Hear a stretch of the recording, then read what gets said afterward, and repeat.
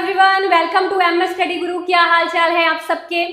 आज का ये सेशन स्पेशली डेडिकेटेड है उन स्टूडेंट्स को जो इस बार दिसंबर 2025 वाला एग्जाम देने जा रहे हैं। जी हाँ, और इस बार आपके लिए स्पेशल सरप्राइज इस सेशन में ये रहेगा कि हमारे साथ हैं आपके पेपर 1 के एजुकेटर मंगल शर्मा सर भी। यहाँ पे आपको पेपर 1 के most important questions and paper 2 economics के भी मोस्ट इंपॉर्टेंट क्वेश्चंस मिलने वाले हैं। मैराथन सेशन रहेगा, अपना पेन पेपर निकाल लीजिए, साथ में नोट डाउन करते रहिए चीजें। और ये क्वेश्चंस वो हैं जो एग्जाम में ज्यादा पूछने के चांसेस हैं, या ऐसे कंसेप्ट से बने हुए क्वेश्चंस जिनसे रिपीटेडली एग्जाम्स में पूछा जा रहा है। ठीक है जी। आई होप कि ये सेशन आपकी बिल्कुल 100% हेल्प करने वाला है, आपकी स्कोर बूस्ट करने वाला है। मिस बिल्कुल भी मत करिएगा। अगर देखना स्टार्ट कर रहे हैं तो एंड तक सारा सेशन देखिएगा, और एग्जाम के बाद आप लोग कहेंगे आकर कि सक्सेस स्टोरीज में इस सेशन से हमारी स्कोर सच में बूस्ट हुई है। ठीक है जी। स्टार्ट करने से पहले सबसे पहले हम इसमें पेपर 1 के क्वेश्चंस करेंगे, उसके बाद पेपर 2 इकोनॉमिक्स के। लगभग 25-30 क्वेश्चंस होंगे जो पूरा आपकी एग्जाम रेलेवेंसी के अकॉर्डिंगली डिजाइन किए गए हैं। ठीक है। और इसमें एक चीज और, पेपर 1 पेपर 2 इकोनॉमिक्स का जून 2026 के लिए जो हमारा कोर्स है वो लॉन्च हो गया है। लर्नर्स क्वेरी करते हैं कि इसकी क्लासेस कब से शुरू हो रही हैं, तो बता दूं 20 जनवरी के आसपास इकोनॉमिक्स की क्लासेस आपकी शुरू हो जाएंगी। बाकी जो भी अपडेट होगा आपको टेलीग्राम पर, चैनल पर सब मिल जाएगा। ठीक है जी। देखिए, कंप्लीट कवरेज रहती है, बिल्कुल एग्जाम की रेलिवेंसी के अकॉर्डिंग आपको पढ़ाया जाता है। दिसंबर 2025 के लिए हमारे पास अभी क्रांति बैच भी चल रहा है। ठीक है, क्रांति बैच जो अभी 1 मंथ वैलिडिटी का है, पर आई रेफर की जिस भी बच्चे को अभी एनरोल करना है वो सिर्फ जून 2026 वाला ही बैच ले। फिर नेक्स्ट देखिए, communication compatibility between individuals is rooted in, मतलब व्यक्तियों के बीच संचार अनुकूलता का आधार है। तो क्या आधार हो सकता है? स्टेवर्डशिप यानी प्रबंधन, इंटरेस्ट इन मीडिया यानी मीडिया में रुचि, एम्पैथी यानी सहानुभूति, या फिर एक्सटर्नल इन्फ्लुएंस बाहरी प्रभाव। तो देखिए, दो लोगों के बीच में कंपैटिबिलिटी तब होगी जब उनके बीच में एम्पैथी होगी यानी सहानुभूति होगी। बाकी कोई ऐसा फैक्टर नहीं है इसके अलावा कि यहाँ पे जो दिया हुआ है कि जिसका अपन मान सकते हैं कि दो लोगों के बीच में कम्युनिकेशन की कंपैटिबिलिटी को बढ़ा सके। ठीक है। हालांकि एम्पैथी इकलौता फैक्टर नहीं है, एम्पैथी के अलावा और भी फैक्टर्स हो सकते हैं। उनकी इमोशनल इंटेलिजेंस कितनी मिलती है, उनका आईक्यू कितना मिलता है, उनका एरिया ऑफ इंटरेस्ट जैसे अपन मान सकते हैं कि एरिया ऑफ इंटरेस्ट कॉमन होना चाहिए, ऐसे भी कुछ मॉडल्स हैं। और तो इस तरह की चीजें भी हैं जो इंडिविजुअल्स के बीच में कम्युनिकेशन की कंपैटिबिलिटी को अफेक्ट कर सकते हैं। बट यहाँ पे जो 4 ऑप्शन दिए हुए हैं उसमें ये empathy is the most correct option. फिर नेक्स्ट देखिए, following are the characteristics of non conventional learning. गैर परंपरागत शिक्षा की विशेषताएं निम्नलिखित हैं। तो इनमें से हमें पता लगाना है नॉन कन्वेंशनल लर्निंग की क्या क्या विशेषताएं हो सकती हैं। इट इज टीचर ओरिएंटेड, यह शिक्षक उन्मुख है।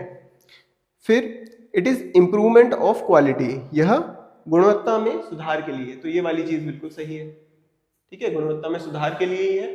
ठीक है। फिर इट इज कॉस्ट इफेक्टिव, सही बात है, कॉस्ट इफेक्टिव भी होती है, लागत प्रभावी है क्योंकि इसकी लागत काफी कम रहती है। मतलब आज के टाइम में नॉन कन्वेंशनल लर्निंग में जैसे अब यूट्यूब भी है, यूट्यूब के माध्यम से आपको बहुत सारी चीजें फ्री में मिल जाती है। तो जो फ्री में मिल रहा है उसके लिए एक लाइक शेयर तो बनता ही है ना। कॉस्ट इफेक्टिव है। फिर it is linked to employment, यह रोजगार से जुड़ा है। तो ये बात भी बिल्कुल सही है क्योंकि जैसा आप जानते हैं कि आज के टाइम में ऑनलाइन टीचिंग अपने आप में एक बहुत बड़ा सेक्टर हो गया है जिसमें बहुत सारे लोगों एम्प्लॉयड है, बहुत सारे लोगों की रोजी रोटी इसी से चलती है। और लास्ट है इट इज ऑन कैंपस, यह परिसर में है। तो ऐसा तो कुछ है नहीं, आप हमारे कैंपस में नहीं है, आप अपने घर पर हैं, फिर भी आप हमसे पढ़ रहे हैं, तो ये लास्ट वाली चीज भी यहाँ पे सही नहीं होगी। So B C and D are the correct option. Next देखिए, certain number of birds are sitting on trees A and B. Birds sitting on trees A tell to the birds sitting on tree B that if 2 birds from tree B shift to tree A then we are equal in number. मतलब कि A और B नाम के 2 पेड़ हैं, ठीक है, उन दोनों पेड़ों पे कुछ कुछ चिड़ियाएं बैठी हैं। जो ट्री ए है उन पे बैठी हुई चिड़ियाओं ने ट्री बी पर बैठी हुई चिड़ियाओं से कहा कि देखो, अगर आपके पेड़ से यानी ट्री बी से दो चिड़ियां ट्री ए पर शिफ्ट हो जाए तो हम दोनों संख्या में बराबर हो जाएंगे। ठीक है, फिर आगे क्या कहा जाता है, however birds sitting on tree B tell those sitting on A that if two birds from your side यानी ट्री A की तरफ से shift to our side tree B के ऊपर then we become double than you। तो अब देखो, जब ट्री A की चिड़ियाओं ने कहा तो चिड़ियाओं की आदत होती है, जब बहुत सारी चिड़ियाएं साथ में बैठती हैं तो कुछ बातें करती हैं, तो ट्री बी की चिड़ियाओं ने उसका रिप्लाई दिया कि देखो, अगर आपकी तरफ से यानी ट्री ए की तरफ से दो चिड़ियां हमारी तरफ आ जाए तो क्या होगा, हम आपकी संख्या से 2 गुना हो जाएंगे। अब हमें पता लगाना है how many birds are sitting on the two trees A and B respectively. अब ये जो ट्री ए और ट्री बी इन दोनों पर जो चिड़ियाएं बैठी वो कितनी है उसका पता हमें लगाना है। तो देखिए, सबसे पहले हम क्या करते हैं कि ट्री ए पर जो चिड़ियाएं बैठी हैं उनको मान लेते हैं एन ए। एन ए क्या है, जो ट्री ए पर जो चिड़ियाएं बैठी है वो, और जो ट्री बी पर बैठी है उनको मान लेते हैं एन बी, यानी number of birds on tree B, n B ले लिया। ठीक है, फिर उसके बाद हम लेते हैं जो हमारी जो पहला वाला स्टेटमेंट है कि ट्री ए की चिड़ियाएं कहती है ट्री बी की चिड़ियाओं से कि अगर आपकी तरफ से दो चिड़ियां हमारे पास आ जाए तो हम बराबर हो जाएंगे, यानी कि number of birds on tree A अगर इसमें 2 बढ़ा दें और number of birds on tree B इसमें 2 कम कर दें, है ना, अगर इस पेड़ से 2 चिड़ियाएं यहाँ पे चली गई तो ये बराबर हो जाएंगे संख्या में। ये पहला स्टेटमेंट हमारे पास है। ठीक है, अब इस स्टेटमेंट के बाद दूसरा स्टेटमेंट ये बोला जा रहा है, चलो दूसरा स्टेटमेंट भी हाथों हाथ लिख लेते हैं कि अगर 2 चिड़ियाएं ट्री ए से बी की तरफ चली गई तो फिर ट्री बी पर संख्याएं डबल हो जाएगी, यानी जो चिड़िया ए पर बैठी है उसमें से 2 घटा दिया जाए और ट्री बी पर वो 2 चिड़ियाएं चली जाएं तो यहां वाली संख्या इसकी 2 गुना हो जाएगी। यही बताया भाई। अब देखो, ये 2 इक्वेशन बन गई है हमारे पास, 2 इक्वेशन है, 2 वेरिएबल हैं, इसको हम इजीली सॉल्व कर सकते हैं। अब देखिए, यहां से मैं थोड़ा सा मैनिपुलेशन करूंगा, थोड़ा सा मैनिपुलेशन करके क्या लिख सकता हूं, n A minus N B equal to -4, ऐसा लिख सकता हूं। बस एन बी को यहां लिया है और +2 को वहां लिया, n A minus N B equal to -4, ये आ गया हमारे पास। अब इसको थोड़ा सा मैं यहां पे सॉल्व करता हूं। देखो, 2na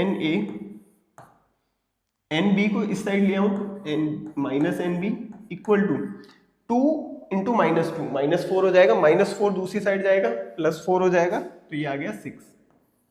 ठीक है, एक इक्वेशन ये है, एक इक्वेशन ये है। इस इक्वेशन को यहां उठा के माइनस कर देता हूं, तो ये वाली इक्वेशन है N A plus N B equal to 4। ठीक है, ये इक्वेशन है। ये इक्वेशन मैंने यहां पे रख दी और माइनस किया है, तो माइनस करते टाइम सभी के साइन चेंज हो जाएंगे, यहां भी माइनस आ जाएगा। ठीक है, सभी के मैंने साइन चेंज कर दिए। अब साइन चेंज करने के बाद बस मैं इसको माइनस कर देता हूं, तो यहां से मेरे पास आ जाएगा N A equal to 10, N A equal to 10, और एन ए की वैल्यू आ गई है। इस एन ए की वैल्यू को मैं इन दोनों में से किसी भी इक्वेशन में डाल सकता हूं, तो एन बी की वैल्यू आ जाएगी, और यहां से एन बी की वैल्यू आ जाएगी 14।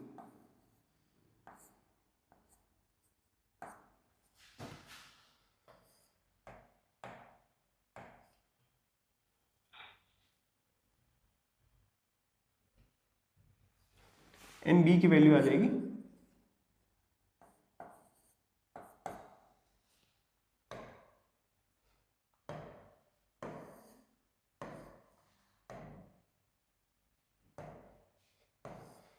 एन बी की वैल्यू आ जाएगी यहां से 14।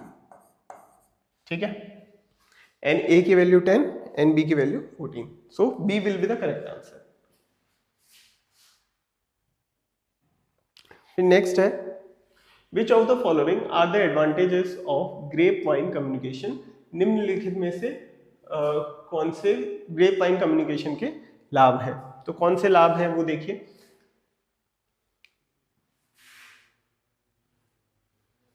Smooth float of adverse comment, यानी प्रतिकूल टिप्पणियों का सुचारू रूप से प्रसार होना। दूसरा है knowing the moral of the organisation, संगठन में मनोबल की जानकारी। तो ये वाली चीज सही है। देखो ग्रेप वाइन कम्युनिकेशन का ये एडवांटेज है ही।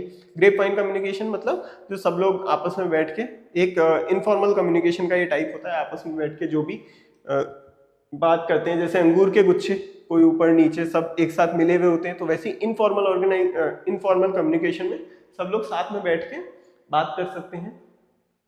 फिर तीसरा है स्प्रेड ऑफ प्रोपेगेंडिस्ट व्यू, प्रचारक विचारों का प्रसार।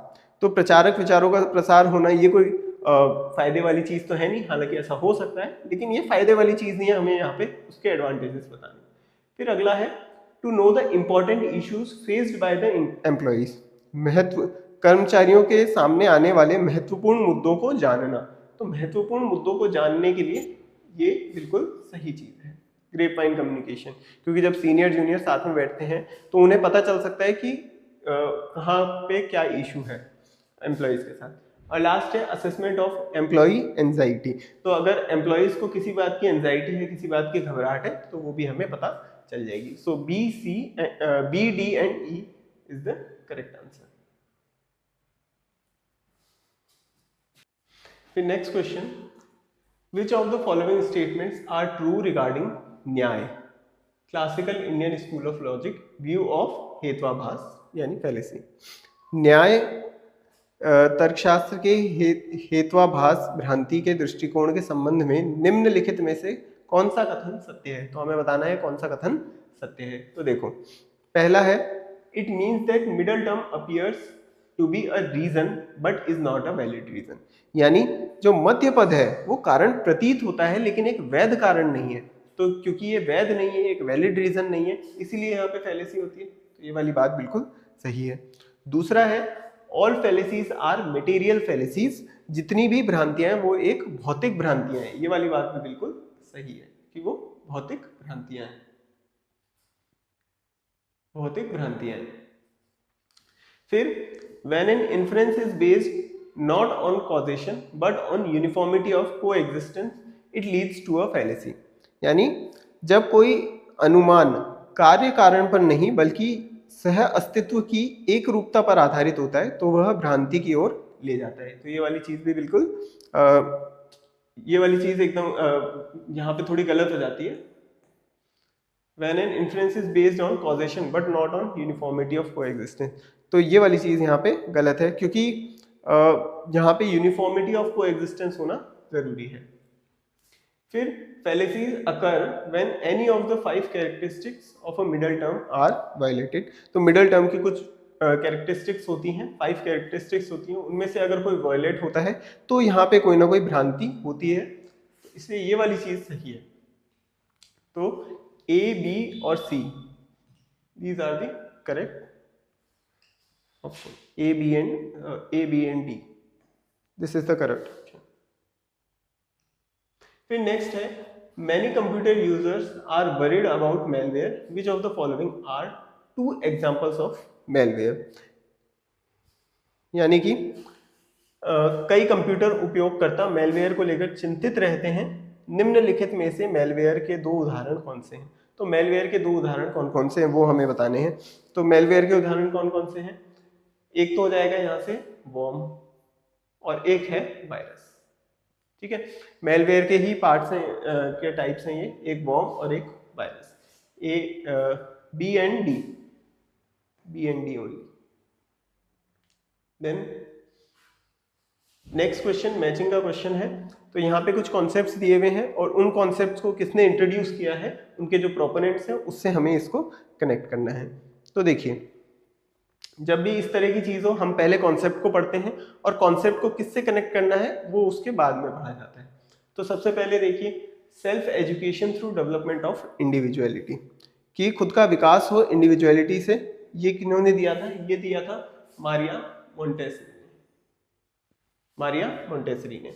फिर दूसरा है इंटीग्रल एजुकेशन, एकीकृत शिक्षा। ये तो आपको याद होना ही चाहिए क्योंकि ये कई पीवाईक्यूज में कई बार पूछा गया है। श्री अरबिंदो ने ये कॉन्सेप्ट दिया था, मेन प्रोपोनेंट थे श्री अरबिंदो। ये बहुत बार मैंने पहले भी ये क्वेश्चन करा है, इंटीग्रल एजुकेशन को श्री अरबिंदो ने दिया था। फिर आता है education to transform human mind, यानी शिक्षा का उपयोग किया जाए लोगों की सोच को बदलने के लिए। ये कॉन्सेप्ट दिया था जे कृष्णमूर्ति ने। और लास्ट वाला है basic education, Wardha education system.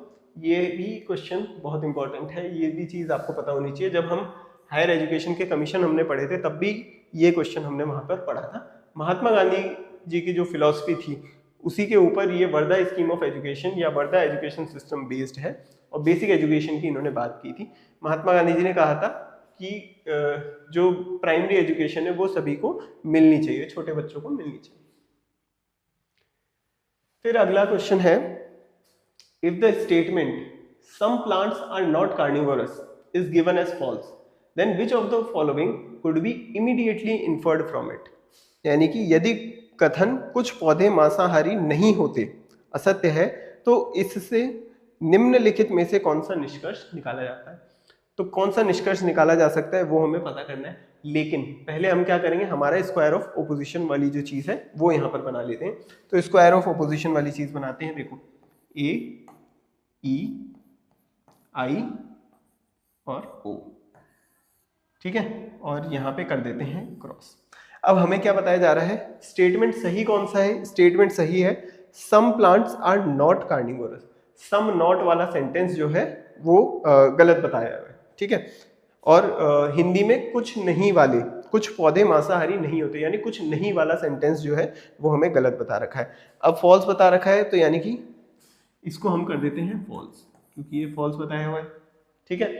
अब ध्यान में देने वाली बात ये है कि फॉल्स जो है अपवर्ड होता है। ये फॉल्स है तो यानी कि ये भी फॉल्स हो जाएगा, ठीक है। जो नो वाला सेंटेंस होगा वो भी फॉल्स हो जाएगा। फिर उसके बाद ये फॉल्स है तो इसके सामने वाला ट्रू होगा, कॉन्ट्राडिक्टरी, ठीक है, कॉन्ट्राडिक्टरी का रूल है। और ये वाला फॉल्स है तो इसके सामने वाला भी फॉल्स होगा। तो यहाँ से चारों स्टेटमेंट्स जो भी कौन से ट्रू होंगे फॉल्स होंगे वो हमने निकाल लिए। अब एक एक करके बस इसको हमें सेलेक्ट करना है। तो देखिए, some plants are carnivorous is true, कुछ पौधे मांसाहारी होते हैं, सत्य है।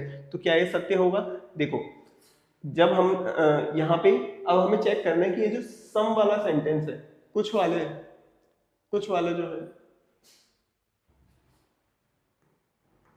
कुछ वाला जो स्टेटमेंट है वो क्या होगा, सही होगा या गलत होगा। तो देखो आई वाला स्टेटमेंट, क्योंकि ये ट्रू है तो यानी कि ये, ठीक है। फिर आता है some plants are carnivorous is false. तो ये तो हमने देख लिया, वही वाली चीज है जो हमारा आई वाला स्टेटमेंट है उसी के लिए बोला गया है कि ये फॉल्स है, जबकि हमने देख लिया कि ये ट्रू है। फिर अगला है no plants are carnivorous is false, यानी ई वाला स्टेटमेंट जो है वो फॉल्स है। कुछ कोई भी पौधा मांसाहारी नहीं होता, यह असत्य है।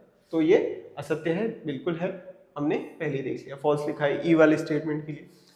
फिर all plants are carnivorous is true, सभी पौधे मांसाहारी होते हैं, ये सत्य है, बिल्कुल। ऑल वाला स्टेटमेंट जो है, ए वाला स्टेटमेंट, ये ट्रू है, ठीक है।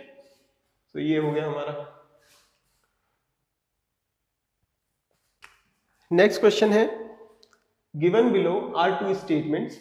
स्टेटमेंट वाला क्वेश्चन, the qualitative data are powerful because they are collected from very sensitive social, historical and temporal context.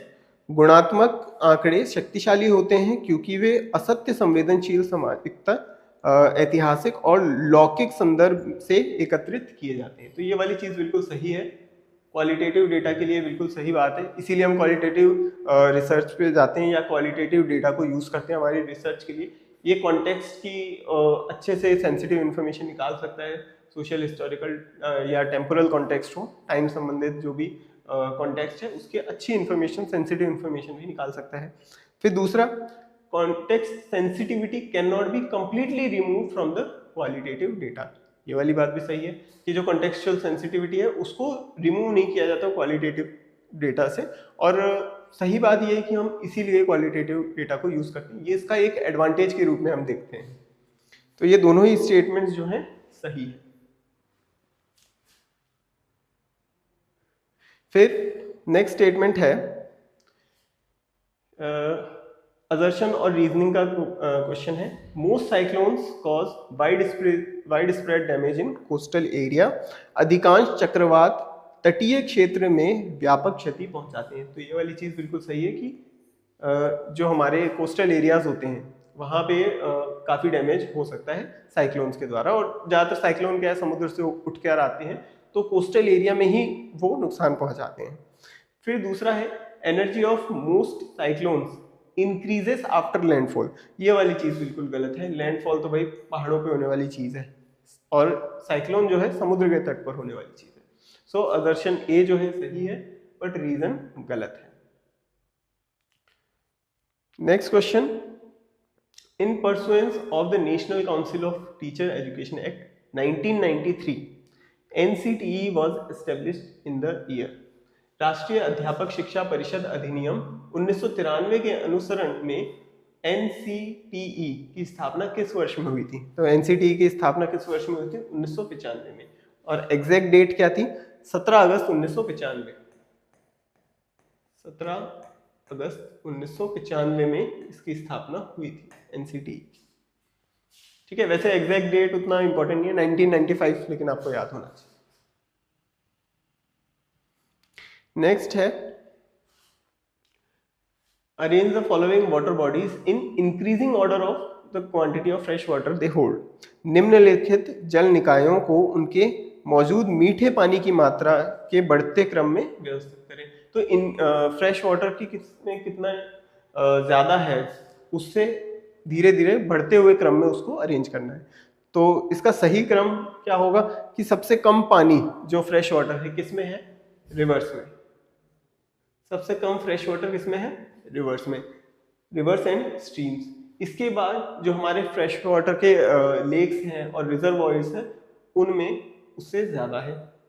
फिर ग्राउंड वाटर में इनसे ज़्यादा है। जो ग्राउंड वाटर यानी जब जमीन खोदेंगे और नीचे पानी मिलेगा तो वो उसकी क्वांटिटी इन दोनों से ज़्यादा है। और सबसे ज़्यादा जो फ्रेश वाटर है, लगभग दुनिया का 2% पानी फ्रेश वाटर कहाँ पर है? Ice and snow. दुनिया का 2% मीठा पानी कहाँ पर है? टोटल पानी जो है, टोटल पानी का 2% हिस्सा आइस एंड स्नो के ऊपर है, fresh water. Historical research has the limitation of. ऐतिहासिक शोध की सीमाएं हैं। तो इनमें से क्या क्या सीमाएं हैं? देखो, क्या प्रॉब्लम आइडेंटिफिकेशन या एनालिटिकल सिंथेसिस, यूनिवर्सल जनरलाइजेशन या प्रोबेबल कंक्लूजन। तो इसका जो नुकसान है, जो लिमिटेशन है, वो है यूनिवर्सल जनरलाइजेशन यानी सार्वभौमिक सामान्यीकरण। सार्वभौमिक सामान्यीकरण हिस्टोरिकल रिसर्च का नहीं किया जा सकता क्योंकि इस तरह का डेटा भी हमारे पास नहीं होता जिसको हम जनरलाइज कर सकें। नेक्स्ट है which of the following is envisaged in sustainable development goals. तो इनमें से क्या है जो सस्टेनेबल डेवलपमेंट गोल्स के अंदर था? सतत विकास लक्ष्यों में था। By 2020 conserve at least 50% of coastal and marine areas. 2020 तक तटीय और समुद्री क्षेत्रों के कम से कम 50% का संरक्षण करना। तो ऐसी कोई चीज यहाँ पे नहीं लिखी गई थी। फिर by 2030 reduce by 1/3 of the per capita global food waste at the retail and consumer levels. तो 2030 तक खुदरा और उपभोक्ता स्तर पर प्रति व्यक्ति वैश्विक खाद्य अपशिष्ट में 1/3 की कमी लाना। तो फूड वेस्टेज कम करना ऐसा भी कोई लक्ष्य नहीं है। फिर by 2030 double the global rate of improvement in energy efficiency, यानी ऊर्जा दक्षता में 2 गुना तक हमें सुधार करना है। कब तक? 2030 तक। तो ये वाली चीज बिल्कुल सही है। ये सस्टेनेबल डेवलपमेंट गोल्स का एक लक्ष्य हमने रखा है, सतत विकास लक्ष्य में रखा है इसे। फिर है number of bacteria in a container doubles in every 1 minute. If the container gets completely filled with bacteria in 30 minutes, then in how many minutes 1/4 of the container shall be filled with bacteria? देखो, बड़ा आसान सा question है, पढ़ने में खतरनाक लगता है लेकिन है आसान। एक बर्तन में जीवाणुओं की संख्या हर 1 मिनट में 2 गुनी हो जाती है। यदि बर्तन 30 मिनट में पूरी तरह जीवाणुओं से भर जाता है तो बर्तन का 1/4 भाग कितने मिनट में जीवाणुओं से भर जाएगा। तो देखो बड़ा सिंपल सा क्वेश्चन है। एक जार हमने लिया, इसमें बहुत सारे बैक्टीरिया है, हर मिनट में ये बैक्टीरिया डबल होते हैं और हमें कहा है 30 मिनट में ये भर गया है। तो देखो ये मान लो टोटल 30 मिनट है, ये है 30 मिनट, ठीक है। 30 मिनट में ये फुल हो गया है। फुल को मैं 100% यानी कि 1 लिख सकता हूं, 1 यानी फुल, है ना। पूरा भर गया है, एक जार भर गया है, या मैं बोलूँ वो फुल हो गया है तो 1 लिख सकता हूं, ठीक है। अब इसके जस्ट पहले 29th मिनट में ये जार आधा रहा होगा और उससे 1 मिनट पहले 28वें मिनट में ये जार 1/4 रहा होगा। तो 1/4 भाग कितने मिनट में भर गया होगा? 28 मिनट में, ठीक है। तो ये क्वेश्चन वो क्वेश्चन है जो आके बोलता है कि मैं बस दिखने में खतरनाक हूं, मेरे से डरने की जरूरत नहीं है। तो ये बड़ी चुटकियों में होने वाले क्वेश्चन है। Which of the following is not an affective domain? निम्नलिखित में से कौन सा भावात्मक क्षेत्र नहीं है? तो देखो बहुत सारे क्षेत्र हमें दिए हुए हैं, पहले भावात्मक क्षेत्र के बारे में हम जान लेते हैं। तो शिक्षण के उद्देश्य दिए गए थे, ऑब्जेक्टिव्स ऑफ टीचिंग, ये देने वाले दो लोग थे, एक थे हमारे ब्लूम और एक थे गैगनेन ब्रिग्स। ये हालांकि एक नहीं दो थे, लेकिन इन दोनों ने मिलकर एक ये कॉन्सेप्ट दिया था, ऑब्जेक्टिव्स ऑफ टीचिंग। अब जो ब्लूम ने दिया था उससे क्वेश्चन किया गया है कि कौन से भावात्मक क्षेत्र में पूछे, यानी अफेक्टिव डोमेन में कौन कौन से। तो ब्लूम ने ऑब्जेक्टिव्स ऑफ टीचिंग 3 अलग अलग डोमेन के हिसाब से बताया। पहला है ज्ञानात्मक क्षेत्र यानी कॉग्निटिव डोमेन। कॉग्निटिव वर्ड जब भी आप समझेंगे देखेंगे तो उसका सिर्फ सीधा सीधा एक मतलब है कि आप अपना दिमाग कितना चला सकते हैं। तो ये ब्रेन से, आपके इंटेलेक्ट से या थिंकिंग से रिलेट करेगा। दूसरा होता है भावात्मक ज्ञान क्षेत्र, अफेक्टिव डोमेन। ये आपके हार्ट से, इमोशन या इमोशनल इंटेलिजेंस, इन सबसे रिलेट करता है। और तीसरा होता है मनोसंचालित ज्ञान क्षेत्र या क्रियात्मक ज्ञान क्षेत्र। यहाँ पे आपकी क्रिया आप किस तरीके से करते हैं उसका ज्ञान क्षेत्र है। साइकोमोटर डोमेन, ये आपके हैंड से, स्किल से, टेक्निकल स्किल से, इनसे रिलेट करता है।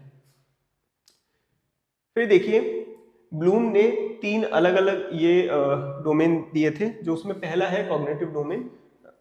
कॉग्निटिव डोमेन में ब्लूम ने जो थ्योरी दी थी वो दी थी 1956 में, और उन्होंने ये 6 चीजें बताई थी। ये स्टेप्स में है knowledge, comprehension, application, analysis, synthesis और इवेल्युएशन। अब ये वर्ड्स आपको एज इट इज याद होने चाहिए। इसका सीक्वेंस भी कई बार पूछ लिया जाता है कि ये किस सीक्वेंस में थे, तो इसको याद कैसे करें? इसको याद रखिए आप केसी आसे से।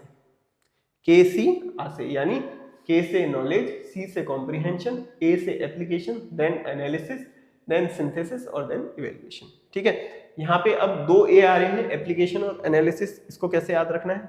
हमेशा ध्यान रखिएगा, एनालिसिस एंड सिंथेसिस इस तरीके से लिखा जाता है।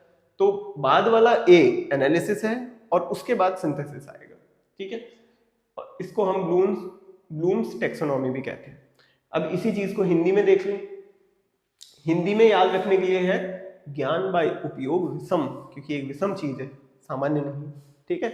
ज्ञान बा उपयोग विषम, तो ज्ञान, बा से बोध, उपयोग, बी से विश्लेषण, स से संश्लेषण और म से मूल्यांकन, ठीक है।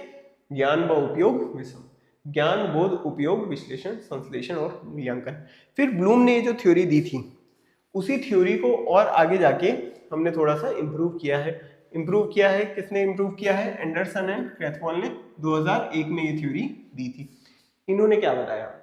इन्होंने बताया कि जो सही इसका ऑर्डर होना चाहिए वो कुछ इस तरह का है: remembering, understanding, applying, analysing, evaluating and creating, ठीक है।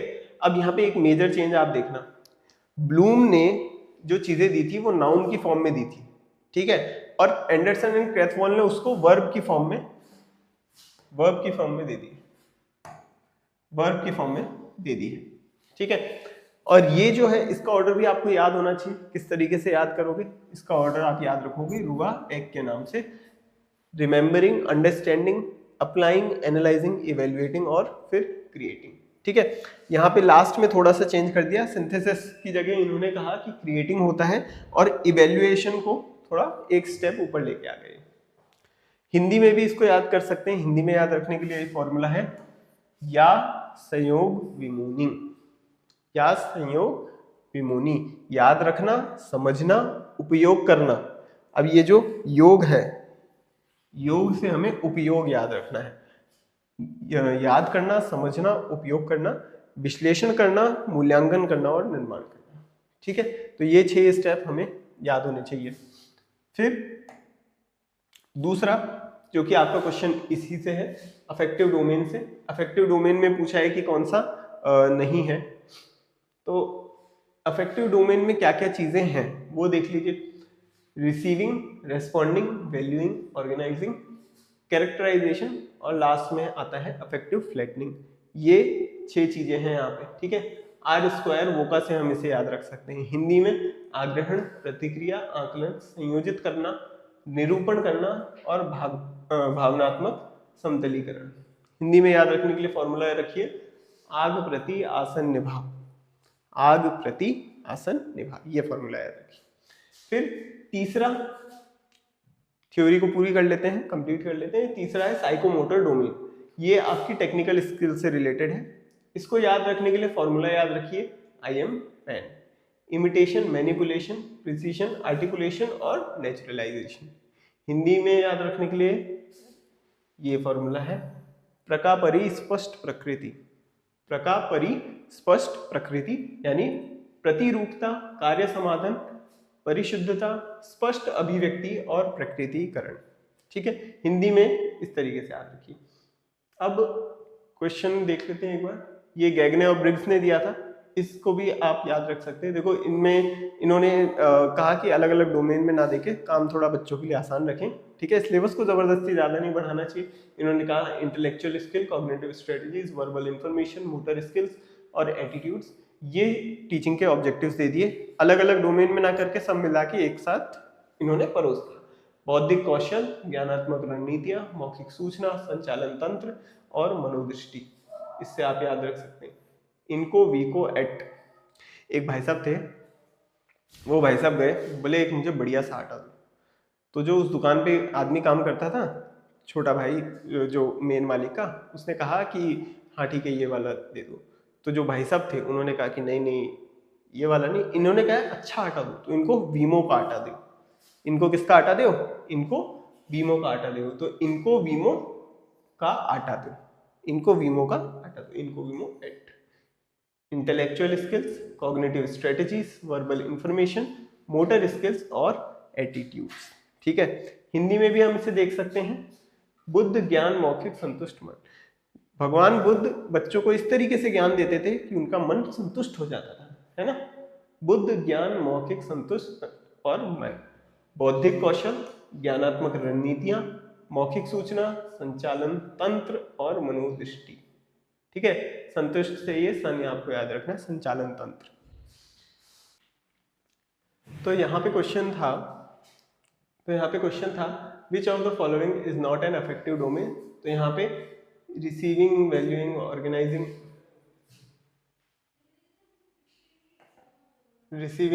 ऑर्गेनाइजिंग, ये सभी इसी का पार्ट था। बस एनालाइजिंग जो है हमने देखा था वो अफेक्टिव डोमेन का पार्ट नहीं था, वो किसका था? कॉग्निटिव डोमेन का पार्ट था। यहाँ पे एनालाइजिंग हो जाएगा।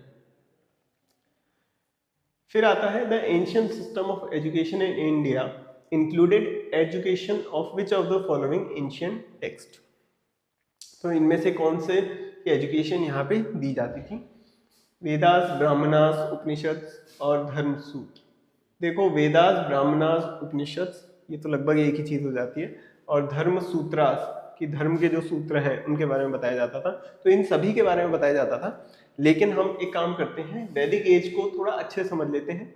देखो वैदिक एज, ये जो आपकी वैदिक एज है, वैदिक काल जो है, ये वैदिक काल 1500 बीसी से लेके कब तक का है? 500 बीसी तक का है। ठीक है, 1500 बीसी से लेके 500 बीसी तक का है। जो 1500 बीसी का टाइम पीरियड है इसको हम बोलते हैं अर्ली वैदिक पीरियड, यानी प्रारंभिक वैदिक काल। और उसके बाद जो 500 बीसी का जो टाइम पीरियड है इसको हम बोलते हैं लेटर वैदिक पीरियड, यानी उत्तर वैदिक काल, जो बाद में आया। ये 500 बीसी के करीब था। टोटल वैदिक एज 1000 सालों की थी, जिसमें 1500 बीसी से लेके 500 बीसी तक ये रहा था। अब देखिए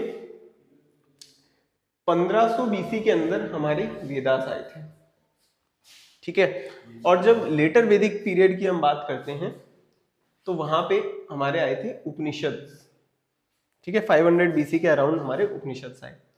वेदों के 4 भाग होते हैं, ऋग्वेद, यजुर्वेद, सामवेद और अथर्ववेद।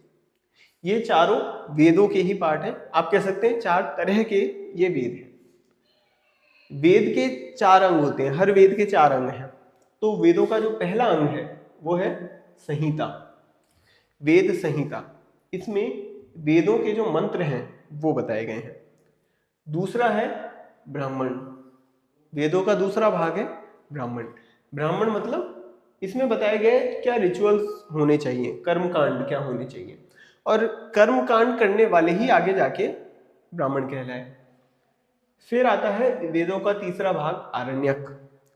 आरण्यक यानी जो जंगलों में रहते हैं, जो मुनि तपस्वी करते हैं, या जो वानप्रस्थ आश्रम में रहते हैं, जो लोग जो अपना गृहस्थ जीवन जीने के बाद में जंगलों में चले जाते हैं। गृहस्थ आश्रम के बाद आता है वानप्रस्थ आश्रम।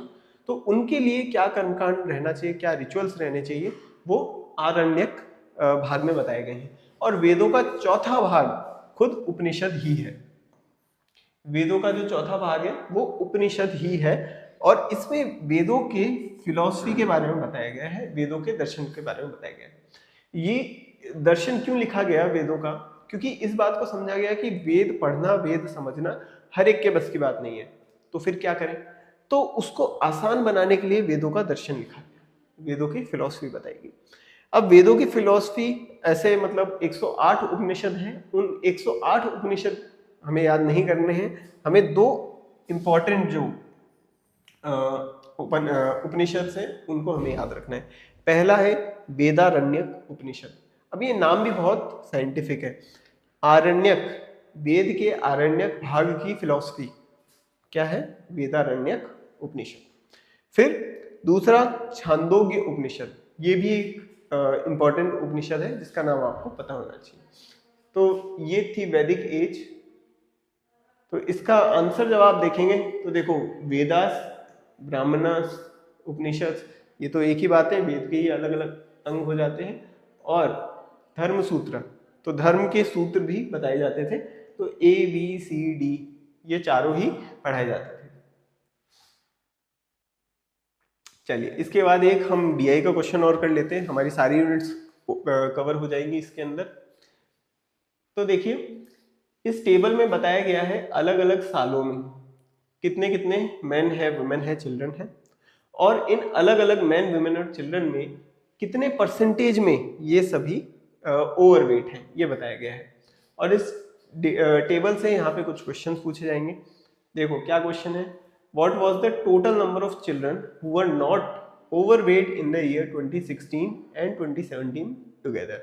वर्ष 2016 और 17 में मिलाकर उन बच्चों की कुल संख्या कितनी थी जिनका वजन अधिक नहीं था। तो उनकी संख्या हमें ज्ञात करनी है। देखो तो पहले हम बात करते हैं 2016 की। 2016 की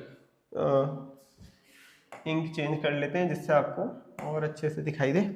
2016 की बात करते हैं पहले तो 2016 में जो ओवरवेट चिल्ड्रन थे उनकी संख्या निकालते हैं। ओवरवेट चिल्ड्रन, ओवरवेट चिल्ड्रन कितने बता रखे हैं? देखो 2016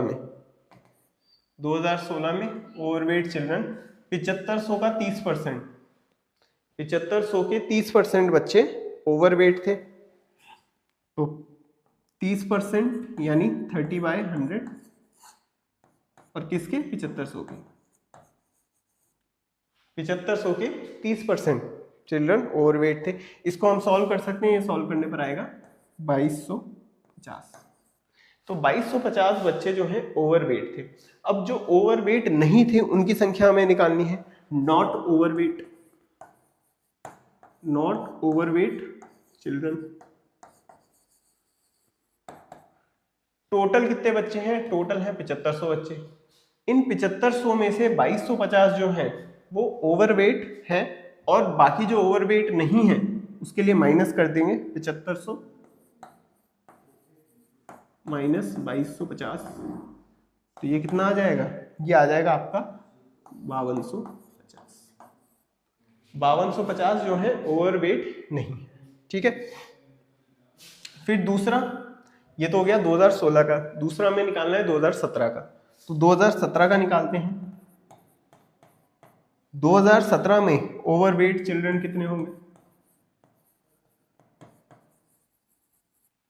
2017 में देखो, 2017 में टोटल चिल्ड्रन है 10,500 और इसमें से ओवरवेट है 28%। तो 2017 का 28% निकाल लेते हैं। 28% कितने का? 2017 का, यानी 2017 में कितने हैं? 10,500, ठीक है। 10,500 का 28% हो जाएगा, यहाँ पे सॉल्व कर सकते हैं आप। 2940 ओवरवेट है, तो ओवरवेट कितने नहीं है वो निकालते हैं। नॉट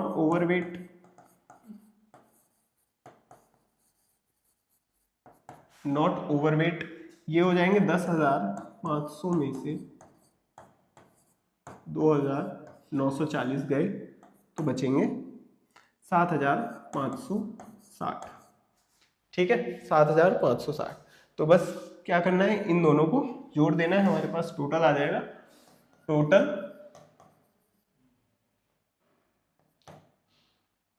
5,250 प्लस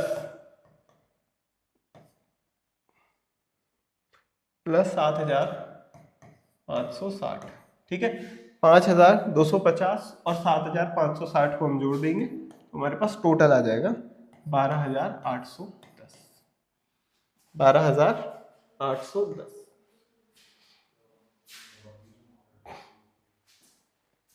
फिर what was the average of the number of men, women and children who were overweight in the year 2019? 2019 में अधिक वजन वाले पुरुषों, महिलाओं और बच्चों की संख्या का औसत क्या था? तो क्या करना है, देखो सबसे पहले 2019 में मैन कितने ओवरवेट हैं वो निकालते हैं। कितने ओवरवेट है मैन? देखो 2019 में मैन कितने हैं? 33,000, और 33,000 में से 16% ओवरवेट है, तो 16% ऑफ 33,000, 16% ऑफ 33,000, इसको आप कैलकुलेट कर सकते हैं, ये आ जाएगा 5,280। उसके बाद आता है विमेन का, निकालो 27,000 का 30%, 27,000 का 30% निकाल लो। विमेन 30% ऑफ 27,000, 30% ऑफ 27,000, तो ये आ जाएगा 8,100, ठीक है। उसके बाद चिल्ड्रन का निकाल लेते हैं। चिल्ड्रन देखो 2019 में 8,000 बच्चे हैं जिनमें से ओवरवेट है 30%, तो 30 डिवाइडेड बाय 100 इंटू 8,000, इसको सॉल्व करेंगे इट विल बी 2400, ठीक है। तो अब हमारे पास मैन का नंबर, वुमेन का नंबर और चिल्ड्रन का नंबर आ गया है, ठीक है। अब इनको ऐड करके बस इसका तीनों का एवरेज निकालना है, तो एवरेज निकाल लीजिए। मैन है आपके 5,280 प्लस विमेन है 8,100 प्लस बच्चे जो ओवरवेट है वो है 2,400 डिवाइडेड बाय 3, तो ये हो जाएगा एवरेज आपका 5,000 5260 5260 5260. This will be the average number of children who are average number of all the people who are overweight, men, women and children. फिर नेक्स्ट है the number of overweight men in the year 2021 was what percentage of the number of men who were not overweight in the same year. वर्ष 2021 में अधिक वजन वाले पुरुषों की संख्या उसी वर्ष अधिक वजन न रखने वालों पुरुषों की संख्या का कितना प्रतिशत थी. अब देखो यहाँ पे ना इस क्वेश्चन को करने की दो अप्रोच है. पहले तो क्या कर सकते हैं हम कि पहले हम ये निकालें कि ओवरवेट कितने हैं, फिर निकालें कि बिना ओवरवेट वाले कितने हैं, फिर हम परसेंटेज कैलकुलेट कर सकते हैं. ठीक है. दूसरा क्या है कि हम सीधे क्या करें, हम ये देखते हैं ओवरवेट कितने हैं. 2021 में ओवरवेट कितने हैं, 37.5. 2021 में 37.5 जो है ओवरवेट है. तो ओवरवेट कितने नहीं होंगे, वो है 62.5. हम सीधे ये भी निकाल सकते हैं कि 62.5 का 37.5 कितना परसेंटेज होगा. ठीक है. मतलब 37.5 62.5 का कितना परसेंटेज होगा ये निकाल देंगे तो भी आंसर आ जाएगा. लेकिन मैं आपको ये चीज प्रूफ करके दिखाता हूं कि अगर हम पहली वाली अप्रोच से करते हैं तो भी दूसरी वाली अप्रोच पर ही एंड करेंगे, जिससे आप एग्जाम में उसको समझ पाए और डायरेक्टली भी कर पाए. देखो ओवरवेट कितने हैं, 39,000 का 37.5% ओवरवेट है. तो 37.5 बटा 100 गुणा 39,000. ठीक है. ये ओवरवेट की संख्या है. डिनोमिनेटर में कौन सी संख्या आएगी, जो ओवरवेट नहीं है उनको डिनोमिनेटर में क्यों ले रहे हैं, मैंने कई बार बताया है. क्या होता है, जो बाद में लिखा होता है उसको हम देखते हैं. तो बाद में क्या लिखा है, what percentage of the number of men who were not overweight in the same year. तो जो ओवरवेट नहीं है वो बाद में लिखा आ रहा है सेंटेंस में, तो उसको हम बाद में लेंगे. ठीक है. उसी वर्ष अधिक वजन न रखने वाले पुरुषों की संख्या का कितना प्रतिशत थी. सेंटेंस में बाद में आ रहा है तो बाद में आ रहा है तो डिनोमिनेटर में लिखेंगे. 37.5% ओवरवेट लोगों की संख्या है, प्रतिशत है. तो ओवरवेट जो नहीं है उनकी कितनी होगी, 62.5%. इसका 39,000 का. ठीक है. और इसको हमें परसेंटेज में निकालना है. अब आप यहाँ पे देखिए कि सब कुछ चीजें कट जाएगी. देखो इस 100 से ये 100 कट गया. ठीक है. 39,000 से 39,000 से ये भी 39,000, ये 39,000 से 39,000 कट गया. ठीक है. तो बचा क्या कि 37.5% 62.5% का कितना प्रतिशत होगा. तो जो मैंने आपको दूसरी अप्रोच बताई थी हम उसी पर पहुंच गए हैं. इसको बीच में सॉल्व करना, 2 स्टेप बढ़ाना का कोई मतलब नहीं है. सीधे आप यहां से भी कंटिन्यू कर सकते हैं और इसको आप सॉल्व करेंगे तो इट विल बी 60%, 60%.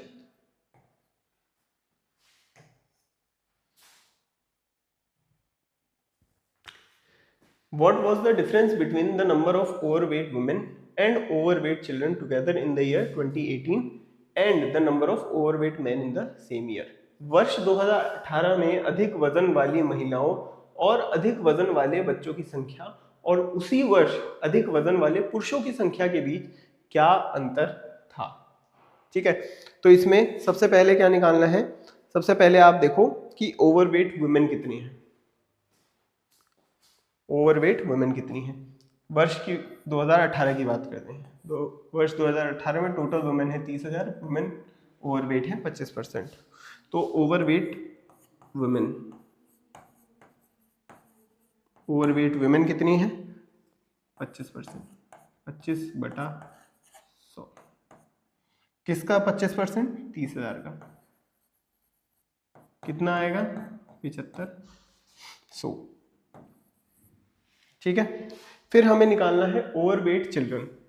तो ओवरवेट चिल्ड्रन ओवरवेट चिल्ड्रन। तो टोटल चिल्ड्रन है 6000, 6000 में से 35% कितने हैं? ओवरवेट है। तो देखो 35% किसका? 35% है 6000 का, यानी ये संख्या आ जाएगी 2100। ठीक है, 2100 आ गई। अब वुमेन और चिल्ड्रन दोनों मिला के कितने होंगे? विमेन और चिल्ड्रन दोनों मिला के कितने हैं? विमेन है जो ओवरवेट 7500, चिल्ड्रन है 2100। तो 7500 प्लस 2100 ये आपका आ जाएगा 9600।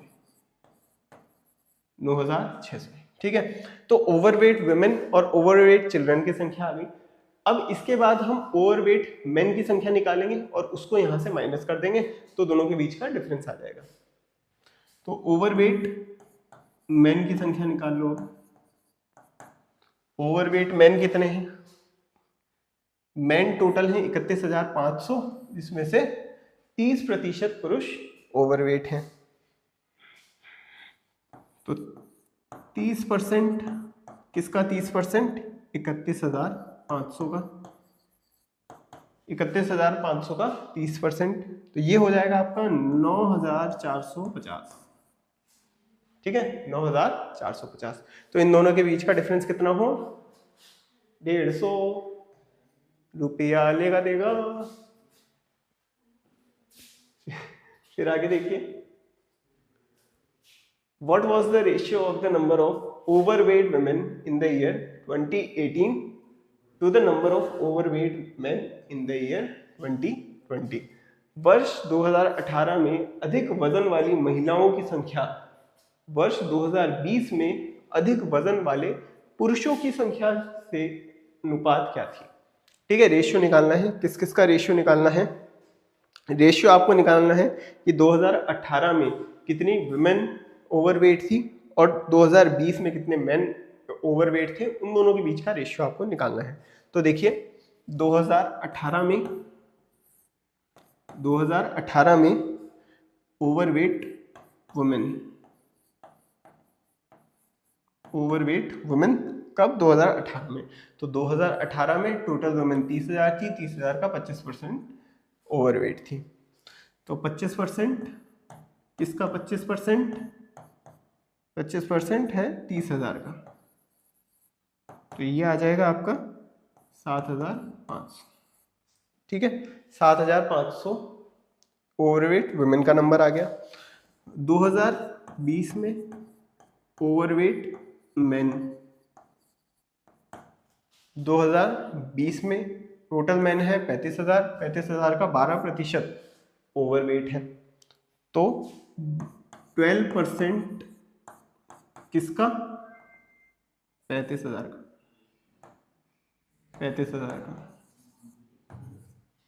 12% किसका? 35,000 का। कितना आएगा? 4,200। ठीक है, अब बस इसमें रेशियो निकालना है हमें। इन दोनों का रेशियो निकालना है हमें। तो 7500 और 4200, इन दोनों का रेशियो निकालना है। सिंपल है, 3 से आप इसको डिवाइड कर सकते हो। 2 0 से 2 0 जाएंगे, 3 से डिवाइड करोगे, इट विल बी 25/14। 25/14, तो 25/14 ये रेशियो हमारा हो जाएगा। ठीक है, तो बड़े धुआंधार तरीके से हमने ये हमारे 25 क्वेश्चन पूरे किए हैं। इसके बाद हम बात करेंगे कि पेपर 2 में ऐसे कौन कौन से टॉपिक्स हैं, ऐसे कौन कौन से क्वेश्चंस हैं जो रिपीटेटिवली एग्जाम में पूछे जा रहे हैं और मोस्ट इंपॉर्टेंट हो जाते हैं आपके एग्जाम के लिए। सो स्टार्ट करते हैं इकोनॉमिक्स के क्वेश्चंस। Let's see. तो देखिए सबसे पहला यहाँ पे क्वेश्चन है, इससे अक्सर एग्जाम में पूछा जाता है इन इफेक्ट्स से, substitution effect, price effect and income effect. ठीक है, so substitution effect of a fail in the price of a commodity leads to. Substitution effect, अगर कमोडिटी का प्राइस गिरता है तो उसका सब्स्टिट्यूशन इफेक्ट से क्या होता है? इंक्रीज होती है उसकी कंजम्पशन डिक्रीज होती है, कंजम्पशन में कोई चेंज नहीं होता, या इनकम पे डिपेंड करती है, ठीक है। हिंदी में भी देख लीजिए, अगर किसी वस्तु की कीमत में गिरावट का प्रतिस्थापन प्रभाव किस ओर ले जाता है, ठीक है।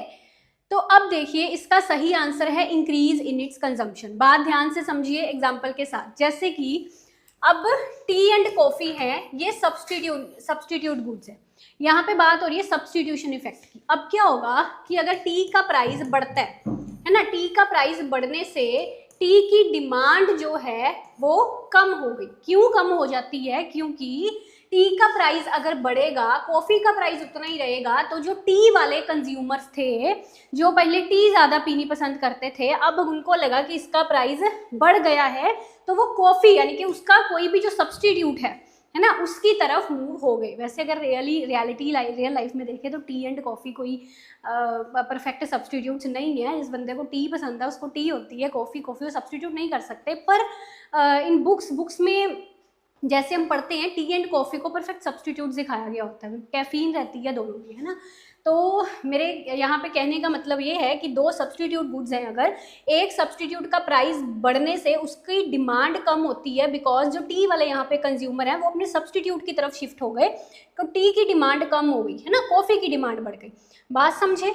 तो दैट सब्सटीट्यूशन इफेक्ट यहाँ पे ये है, ये सब्सटीट्यूशन इफेक्ट है कि कमोडिटी का प्राइस कम होने से जो उसकी कंजम्पशन है, कमोडिटी का प्राइस बढ़ने से जो उसकी कंजम्पशन है वो कम हो जाएगी due to substitution effect, and commodity का प्राइस कम होने से उसकी कंजम्पशन बढ़ जाएगी ड्यू टू सब्सटीट्यूशन इफेक्ट, क्योंकि अगर टी का प्राइस कम होगा, कॉफ़ी वाले कंज्यूमर भी टी की तरफ शिफ्ट हो जाएंगे, तो टी की डिमांड बढ़ जाएगी, तो increase in its consumption.